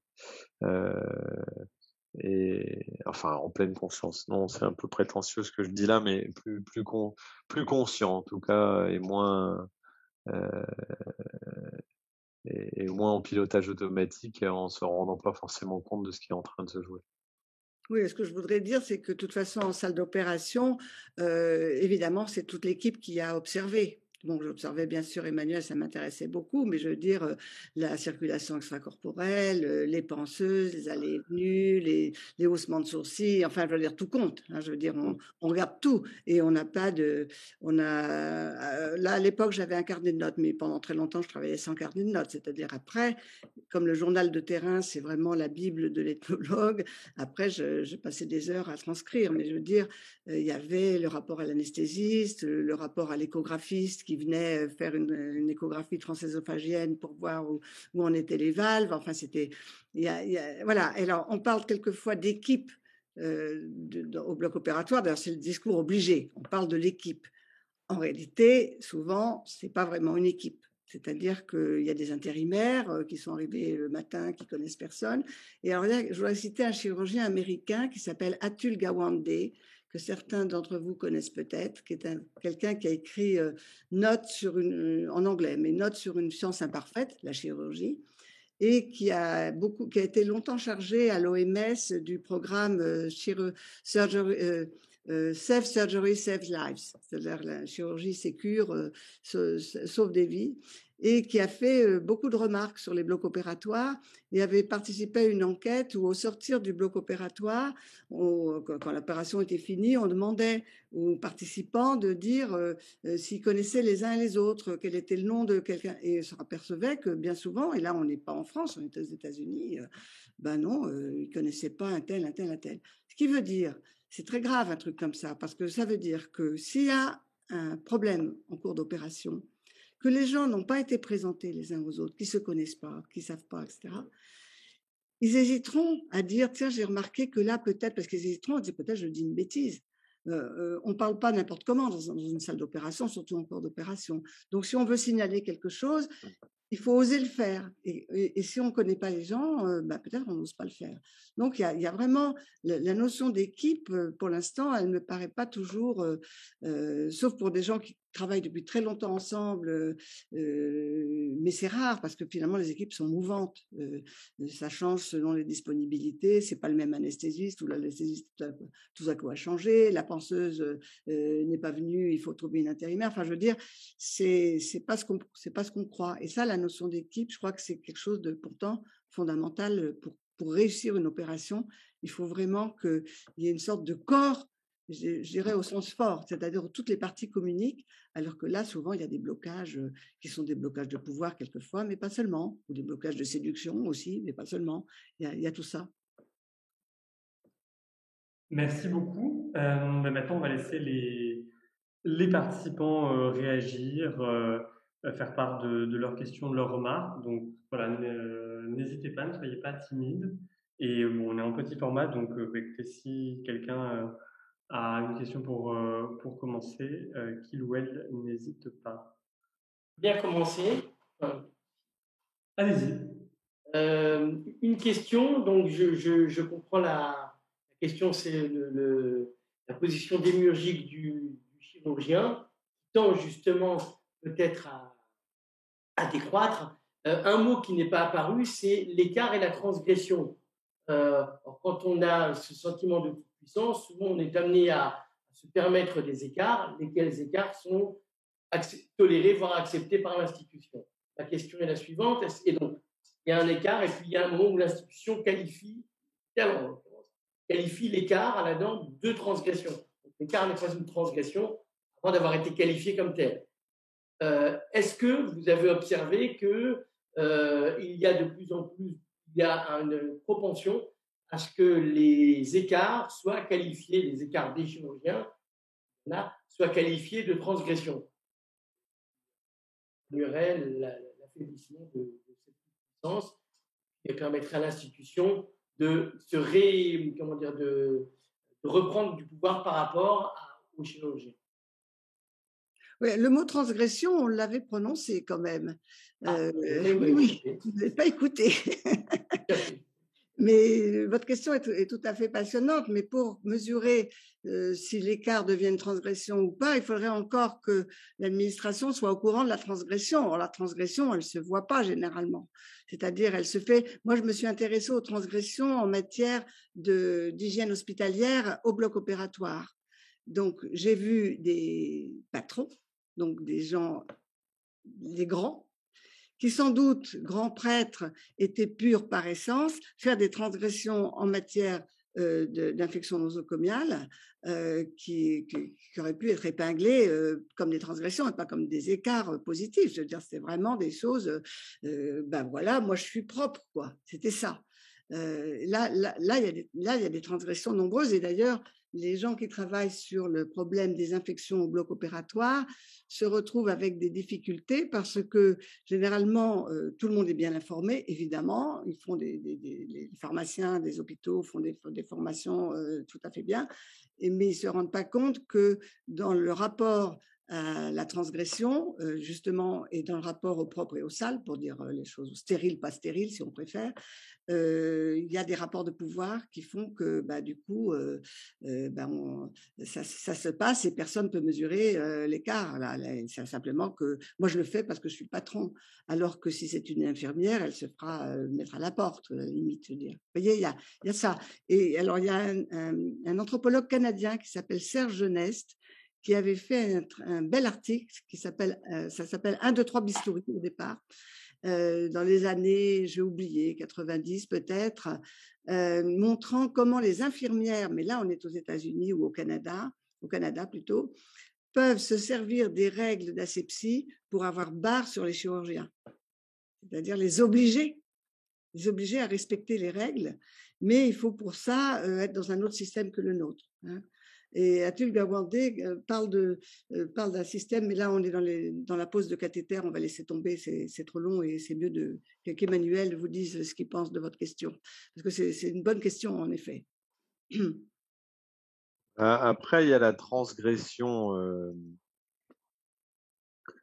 Pour moi, il y a deux types de transgression. Il y a la transgression par rapport à la règle, comme ce que tu disais sur la sepsie, qui est plutôt au bout du compte une méconnaissance souvent des médecins, notamment sur les bonnes pratiques de la règle de l'art d'un pansement, d'une désinfection de cicatrices que va très bien faire une infirmière. Et que moi, je sais que souvent, là, je préfère de dire à l'infirmière de faire le geste, parce qu'elle le fera beaucoup mieux que moi, parce que je sais plus comment on fait, enfin, ou en fait, moi, j'ai pas appris les mêmes choses, et que ça évolue, et que voilà, elle le fait beaucoup mieux. Alors souvent, il y a même une certaine timidité, parce qu'on laisse faire le docteur, et qui va pas forcément très bien faire. Donc ça, c'est plus une transgression sur ça, c'est pour moi, je sais, enfin, j'entends le terme de transgression là-dessus, mais c'est plus, pour moi, la transgression, c'est l'acte. Alors, il y a l'acte chirurgical en lui-même, c'est-à-dire on va aller faire le geste transgressif où on va ouvrir le corps de quelqu'un, et c'est vrai que la différence entre le sauveur et le killer peut être parfois ténue, surtout quand ça se complique. Après, pour moi, alors là je parle plus pour moi, c'est mon expérience intime, c'est la transgression du chercheur. Parce que, en fait, à un moment, on vous a appris une certaine manière de faire.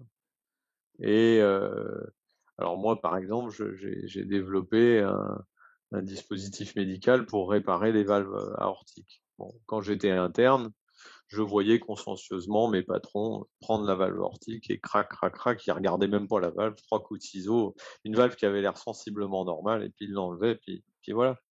Et puis on mettait une prothèse. Il n'y avait pas d'enjeu à essayer de réparer la valve. Aujourd'hui, moi, c'est un travail qui va occuper toute ma carrière. C'est celle de dire aux gens, réparer les valves au lieu de les remplacer. Un peu comme la jambe cassée, avant de mettre une jambe de bois, essayer de réparer la jambe cassée. C'est de ce niveau-là. Mais là, il y a eu une transgression, parce que on a toujours fait comme ça.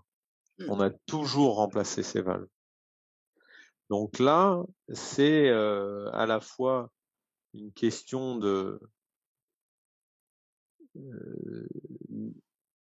d'évidence médicale, pas beaucoup, un peu. C'est une question d'intuition, c'est une question de croire que ça va être possible de le faire, en fait. Que c'est pas parce qu'on ne le fait pas que ce n'est pas possible de le faire. Et là, il y a une transgression qui est complexe parce que c'est extrêmement violent. Je vais vous prendre un exemple du premier chirurgien cardiaque avant la circulation extracorporelle, qui s'appelait Harken, et dont la mère était morte de rhumatisme articulaire aigu, qui rétrécissait les valves cardiaques. Et une des premières opérations, c'était d'ouvrir le thorax par le côté, d'aller mettre un doigt dans le cœur et d'aller craquer la valve avec le doigt. Le premier qui a fait ça, Harken, la patiente a survécu. Et et il était poursuivi par des journalistes qui disaient "A killer is in town", parce qu'il avait programmé différentes personnes dans différents hôpitaux et toutes n'ont pas survécu, mais il a quand même réussi à le faire. Et là, on vient toucher un sujet dans l'intimité du chirurgien, c'est la transgression alors ça peut l'être aussi pour une opération standard, hein, la première opération qu'on va faire. Mais une fois qu'on est un peu avancé, c'est un moment se dire on va essayer de faire évoluer les choses. Et que là, il y a un combat intérieur entre le fantasme de toute puissance, qui est en général rapidement calmé par les premières complications, parce que là, il y a une culpabilité monstrueuse. Mais pourquoi j'ai fait ça, hein? Et en même temps, le sens j'allais dire, d'essayer de faire avancer le schmilblick, de se dire, en fait, on ne peut pas rester à faire tout le temps les mêmes choses. On répare la valve mitrale, il faut bien qu'on arrive à réparer cette valve aortique. Il va falloir passer par, évidemment, des succès, mais aussi des échecs, intégrer ça. Et là, c'est là où il y a besoin d'avoir du monde autour de soi. Du monde autour de soi. Alors, c'est vrai que l'équipe chirurgicale, c'est un concept qui peut être mouvant avec les intérimaires, etc. Mais des gens avec qui on se sent en confiance pour non pas être dans une lutte de pouvoir à qui a le pouvoir, mais à se centrer pour le meilleur.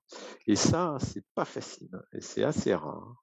C'est assez rare. Moi, je veux dire que j'avais l'équipe dans laquelle j'ai travaillé ces 10 dernières années, que tu as vu, Marie-Christine. On avait, tout n'était pas parfait, bien sûr, mais un rapport assez sain, justement, dans la capacité à évidemment faire des choses pour le meilleur, mais la chirurgie sans risque, ça n'existe pas. La chirurgie sans complications, ça n'existe pas. Ou alors c'est des gens qui n'opèrent pas.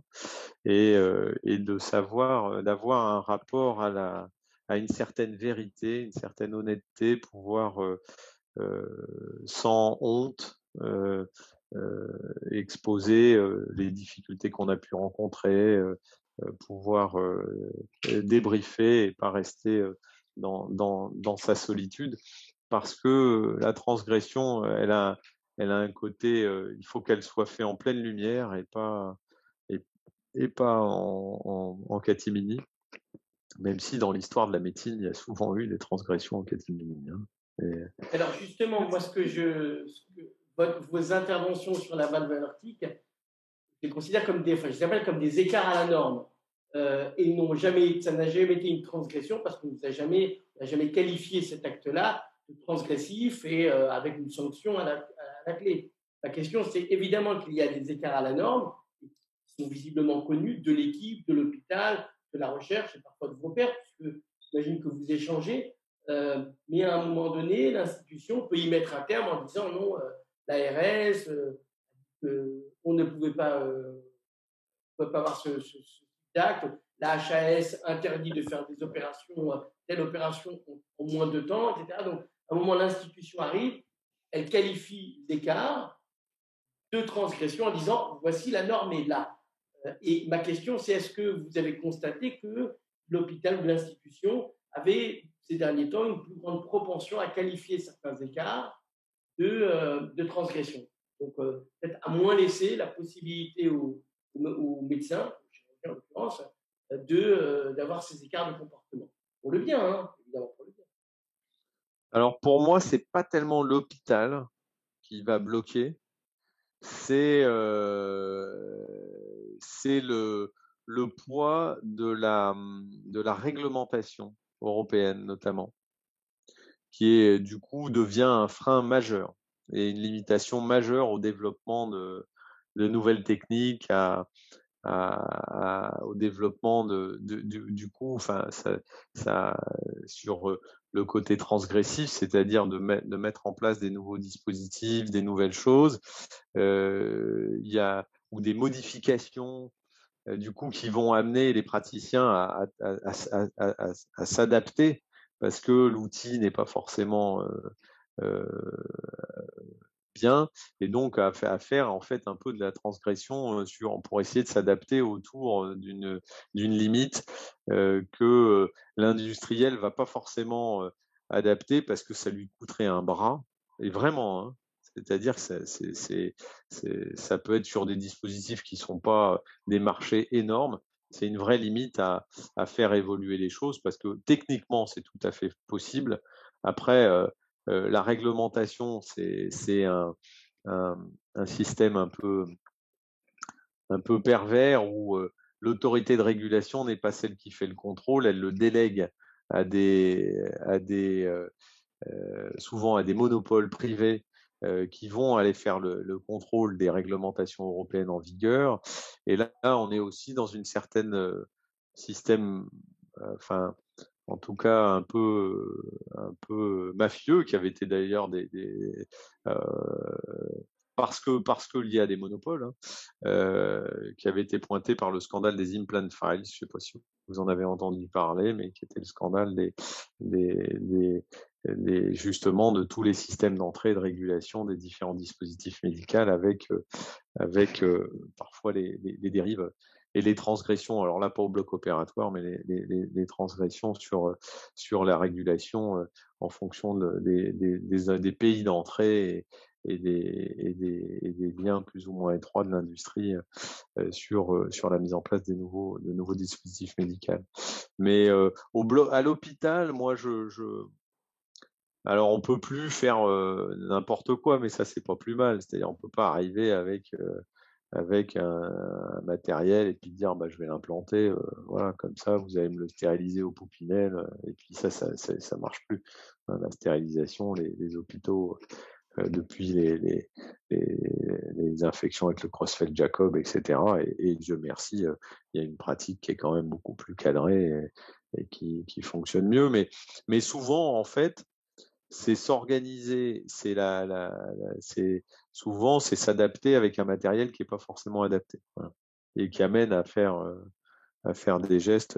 Et là, à ce moment-là, tout le monde ferme les yeux, et c'est le chirurgien qui est seul avec son truc. Ouais. Alors, pour rajouter, revenir un tout petit peu en arrière sur la transgression, en tout cas, il faut rappeler l'histoire de la vidéochirurgie qui a commencé en 87. Ça a commencé avec les gynécologues qui regardaient en célioscopie l'état de l'utérus. Et puis un jour, en 87, à Lyon, quelqu'un qui s'appelait Philippe Mouret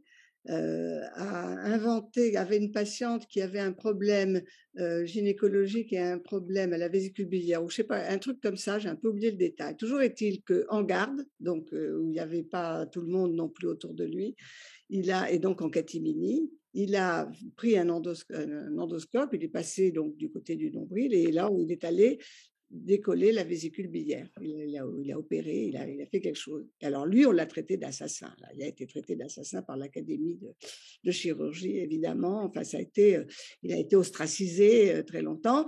Et en fait, il n'a été reconnu que par les Japonais en 2008 qui en ont fait un bienfaiteur de l'humanité. Il y a eu un grand raout à Tokyo à ce moment-là, mais il a connu un purgatoire extrêmement grave. Et d'ailleurs, il a fini. Enfin bon, l'histoire s'est mal terminée pour lui, mais je veux dire, c'est lui qui a vraiment inventé ça. Il y avait quelqu'un d'autre. Mais enfin, je les ai rencontrés tous les deux, les inventeurs. Et c'est vrai qu'il a fallu qu'à un moment donné, il fasse autrement qu'on ne faisait, parce que personne n'était jamais allé retourner l'endoscope vers le haut pour aller voir ce qui se passait du côté de la vésicule biliaire, quoi.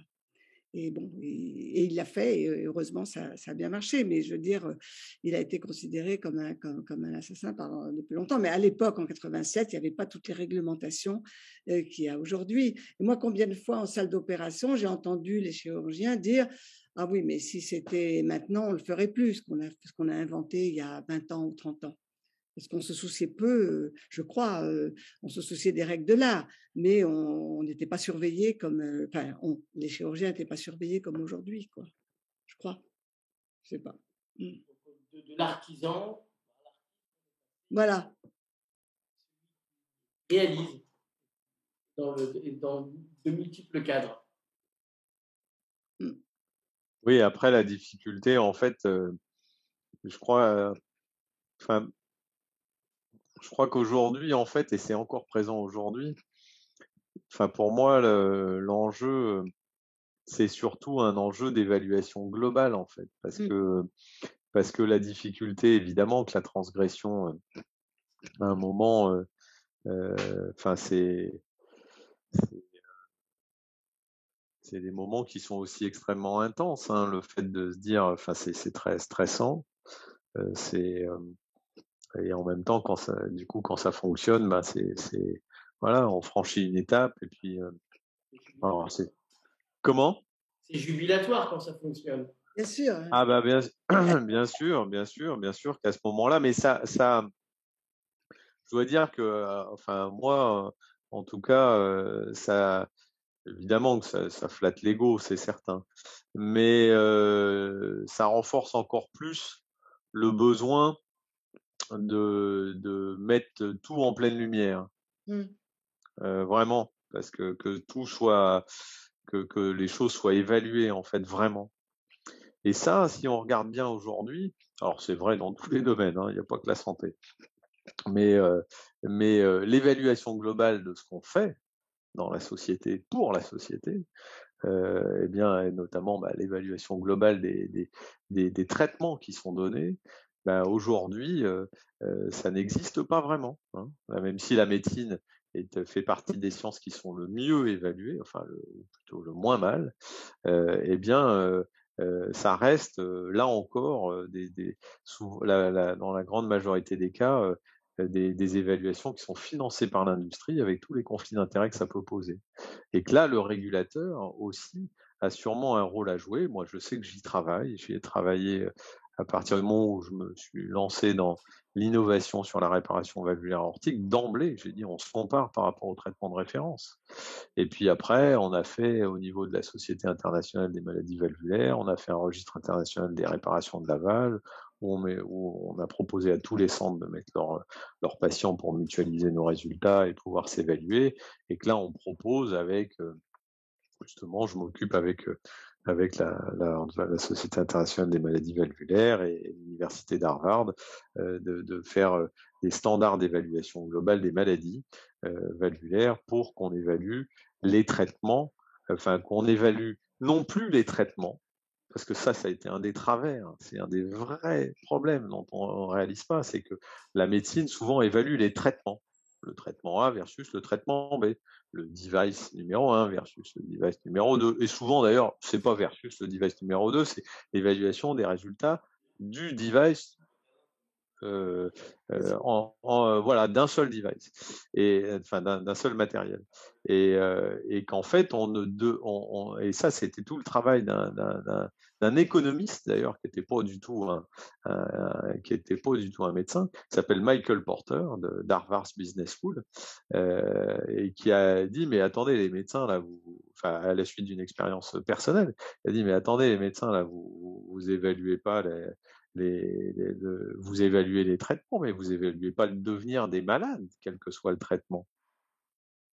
Et ça, c'est un vrai enjeu aujourd'hui. C'est-à-dire, en pratique, la sécurité sociale, elle paye pour tous les malades. Mais si on regarde bien, l'évaluation globale, elle n'existe pas.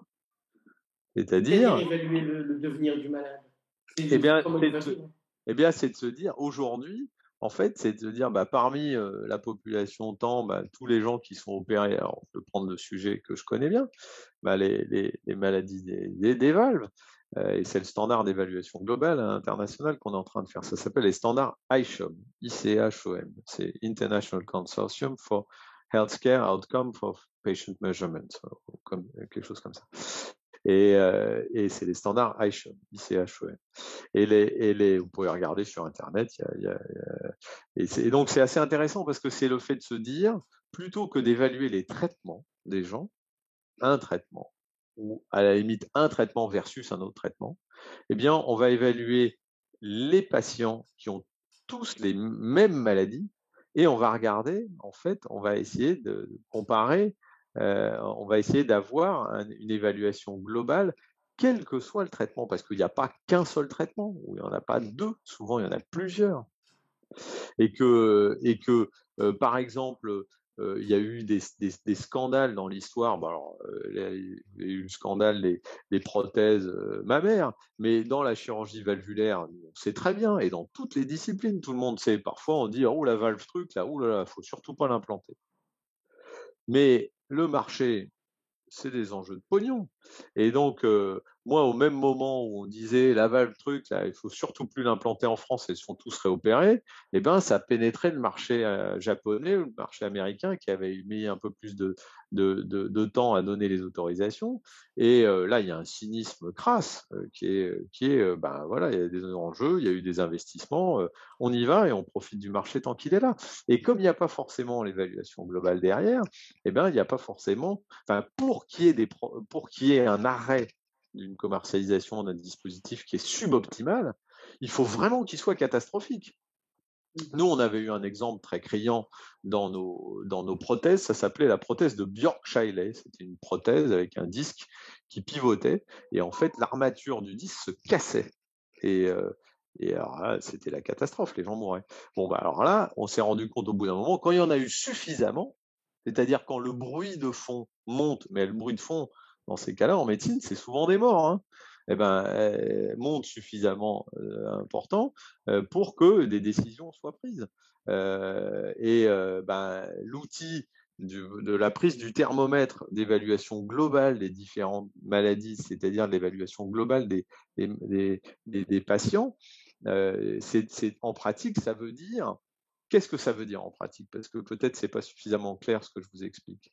C'est que en pratique, ça veut dire comment est-ce qu'on pourrait connecter le payeur qui va coder un acte qui est souvent complètement abscon, qui n'a aucune réalité avec l'acte, avec les actes médicaux qu'on va faire, avec une évaluation du patient. Parce que nous, lorsqu'on va avec notre carte vitale chez le pharmacien, on est tracé en fait partout. Et donc, on pourrait très bien penser, au lieu de coder des actes que les médecins codent qui sont pas connectés à des problématiques médicales, que à chaque étape où les gens sont pris en charge, eh bien, il y ait un système d'entrée de données médicales qui permettent une évaluation globale et qui en même temps permettent de coder les actes pour que les hôpitaux soient payés. Et ça, c'est à construire. Aujourd'hui, ça n'existe pas. Donc, on est essentiellement les réglementations européennes. Moi, j'ai fait partie des comités des guidelines européennes. Les guidelines européennes sont essentiellement basées sur des études sur des petits nombres de patients. Et les études qui ont le plus de pouvoir, c'est-à-dire des études qui sont dites randomisées, traitement A versus traitement B tiré au sort, eh bien, sont la plupart du temps financées par l'industrie et contrôlées de A à Z par l'industrie. Elles sont bien faites d'un point de vue méthodologique, il n'y a rien à dire, elles sont bien faites, mais vous savez, dans la manière dont vous allez poser les questions, dans la manière dont vous allez choisir les évaluations, le délai au bout duquel vous allez dire traitement A versus traitement B, on montre un bénéfice, si c'est 1 an, l'évaluation, ça rentre dans ce qu'on appelle les classes 1 des recommandations.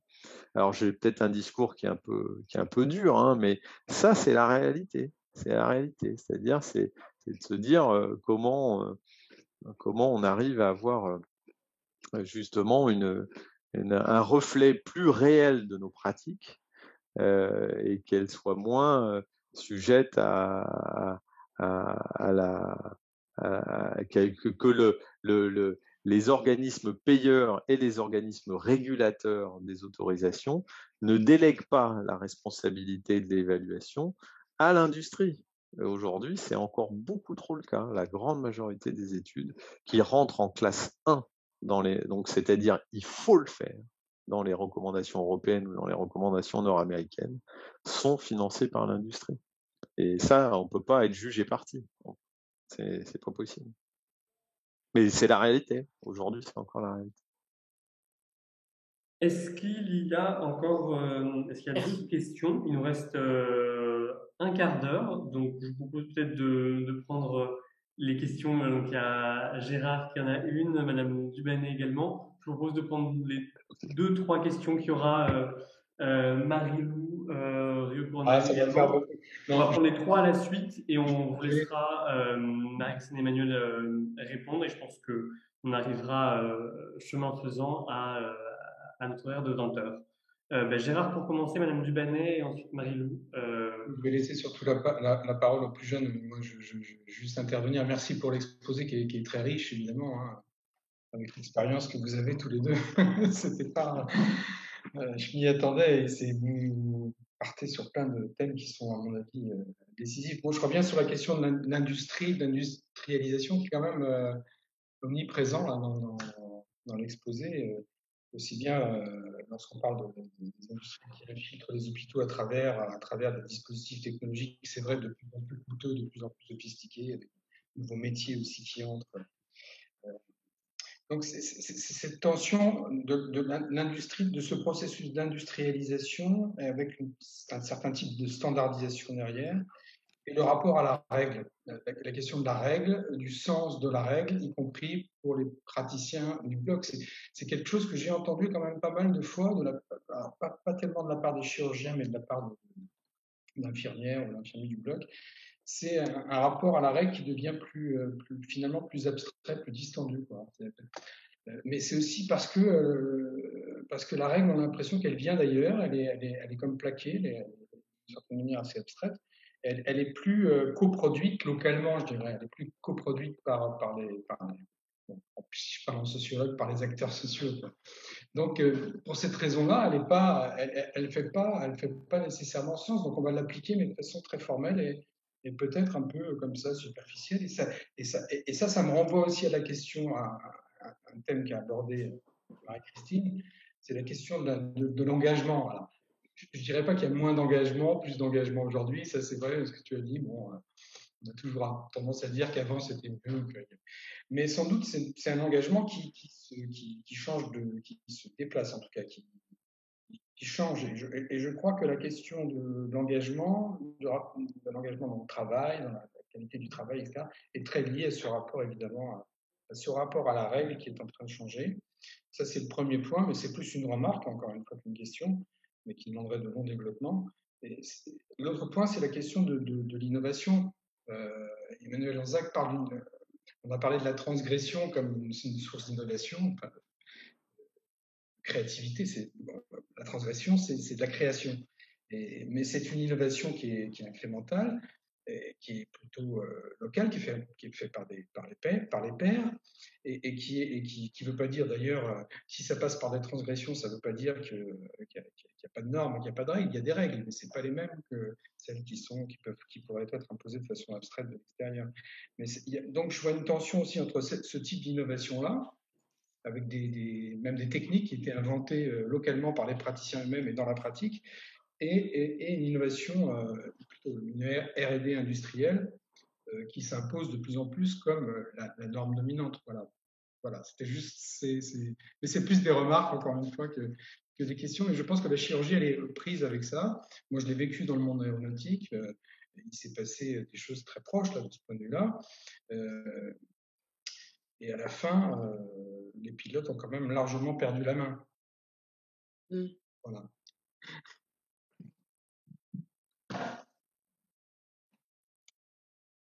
Je vous propose du coup, Madame Dubanet, de poursuivre et on laissera Marie-Christine Emmanuel réagir ensuite. Alors là, moi, ça va être plutôt une question de l'autre côté du champ, c'est-à-dire côté, moi je suis plutôt côté anesthésie, et mes presque bientôt 30 ans de pratique hospitalière publique m'ont amené à observer finalement une redéfinition de la place des uns et des autres dans la vie d'une équipe au bloc opératoire, et justement à travers l'arrivée des innovations et l'appropriation de ces nouvelles techniques et l'appropriation de ces nouvelles places. Et je voulais savoir si c'était quelque chose que vous aviez observé, si c'était quelque chose de prégnant. Et finalement, ça rejoint presque aussi la réflexion d'avant sur la place de l'industrie dans nos blocs, sur la place de la règle, sur effectivement tout ça s'entrecoupe, la vie de l'équipe, parce que finalement, on a aussi parlé tout à l'heure de l'équipe. Et que devient la place de l'équipe, justement, dans toute cette articulation? Il nous faut 2 heures, là. Oui, je sais bien. Il y avait Marilou aussi qui avait une question. Il y avait Marilou qui avait une question. Si on a une quatrième dernière, on la prendra aussi en passant, et on vous laissera donc une forme de synthèse et mots de conclusion respectifs, pour lequel on vous souhaite d'avance bon courage. Marilou. Oui, bonjour. Alors, pardon, ma connexion est vraiment très instable. Alors, moi, je suis en M1 de sociologie et j'entame juste ma recherche du coup sur le bloc opératoire et un peu toutes les nouvelles technologies et entre autres sur la formation et le compagnonnage. Mais là, ma question, elle est quand même un peu plus générale. Moi, j'ai fait un peu des observations exploratoires au bloc dans différents services, on va dire. Et c'est vrai que là où je suis arrivée, en fait, ils venaient juste de rééquiper les blocs avec plein de nouveaux matériels et tout. Et j'ai bien vu la facilité des jeunes un peu à prendre en charge un peu, à se faire à ces nouveaux outils, et les seniors un peu moins. Et en fait, je me demandais si, du coup, vous, Emmanuel Lansac, ou alors vous, Marie-Christine Pouchel, vous aviez observé un peu... bon, c'est une question générale, voilà, je suis vraiment au début, mais est-ce que c'est pas en train de changer un peu les représentations que les actants se font d'eux-mêmes et par rapport à leur profession, et si en fait aussi c'est pas en train de changer aussi tout le rapport à l'intérieur de l'équipe. Par exemple, j'ai rencontré un industriel, du coup, enfin un représentant au bloc, qui me disait que ils allaient mettre en place d'ici l'année prochaine toute une organisation du bloc opératoire où déjà la checklist est quand même assez automatisée, tout ça, mais en fait tout va être régulé à la minute, et on va appeler la salle de réveil, enfin ça sera une machine qui le fera à leur place, enfin tout ça. Et je me demande à quel point genre ça va changer. Bon, voilà. Il faut deux autres heures. Moi, je vais faire court. Hein. Je dirais que votre question et celle de l'intervenante précédente se recoupent. La question, c'est si je comprends bien, c'est qu'est-ce que les innovations technologiques peuvent changer dans le découpage des professionnels, en fait. C'est-à-dire, bien sûr que ça a déjà changé avec, justement, par exemple, on en parlait tout à l'heure de la cardiologie interventionnelle qui a changé le rapport entre médecins et chirurgiens, par exemple. Sur l'invention sur laquelle j'ai travaillé, qui consistait à mettre une fibre optique dans la main du chirurgien pour qu'il voit s'il y a du cancer ou pas, et donc il passe par-dessus les anatomopathologistes, ça, justement, cette innovation technologique rencontrait le problème des rapports entre anatomopathologiste, qui sont à l'extérieur du bloc. Maintenant, dans le temps, ils étaient même dedans.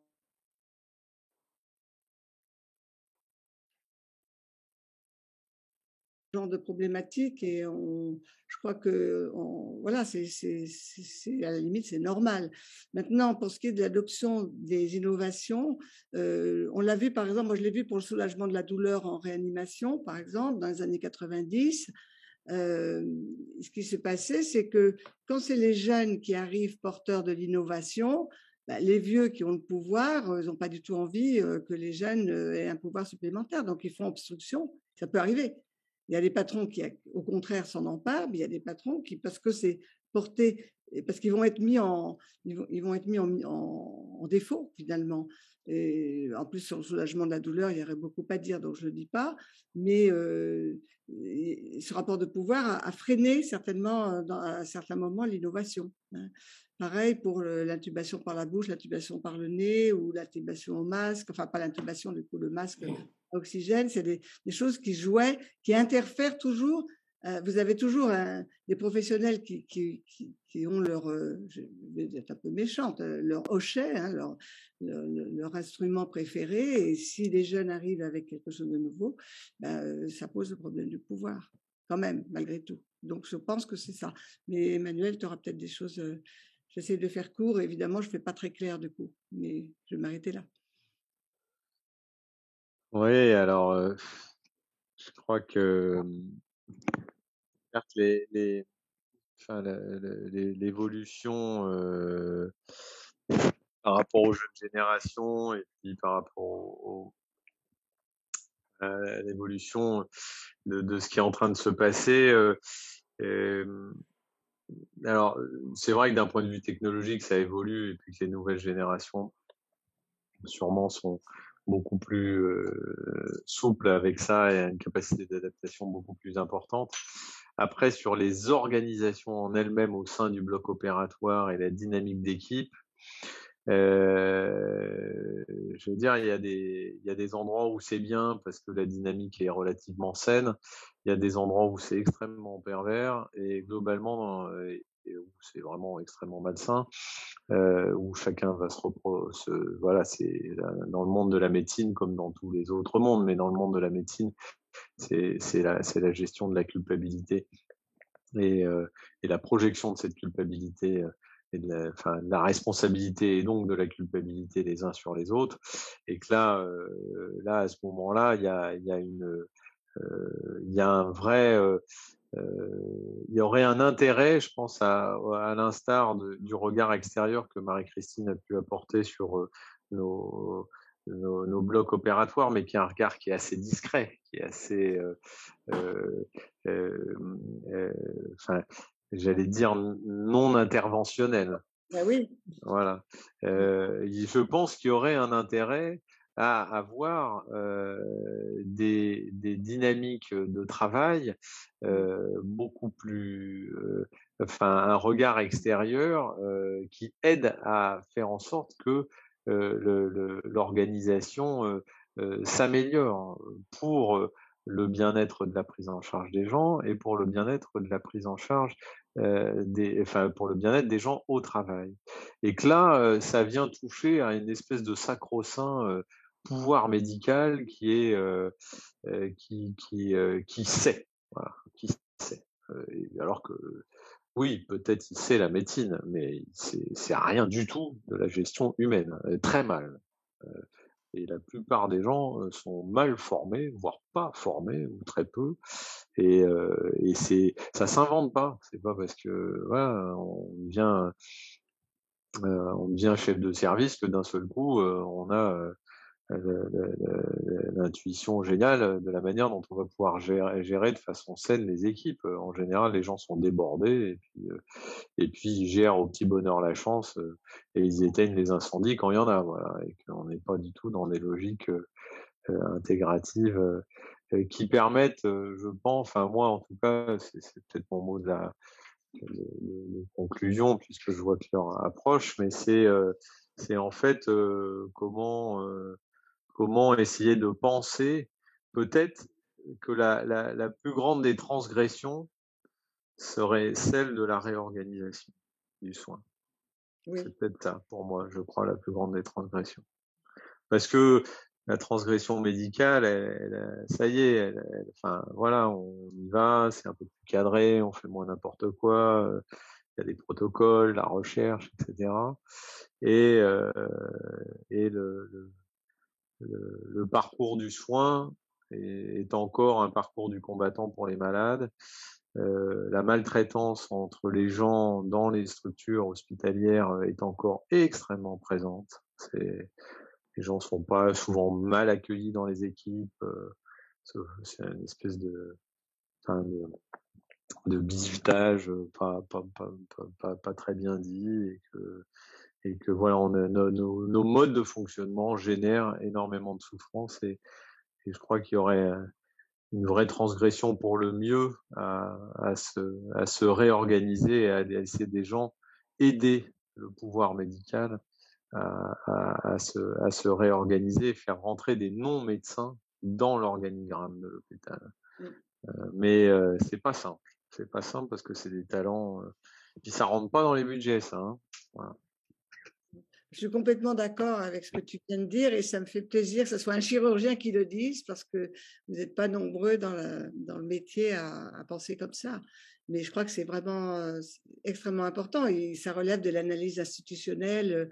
Alors, mais en même temps, en effet, ça se paye, c'est une intervention extérieure, donc ça ne va pas passer dans la T2A, ça. Pas. Mais vraiment, le ciel t'entende, Emmanuel.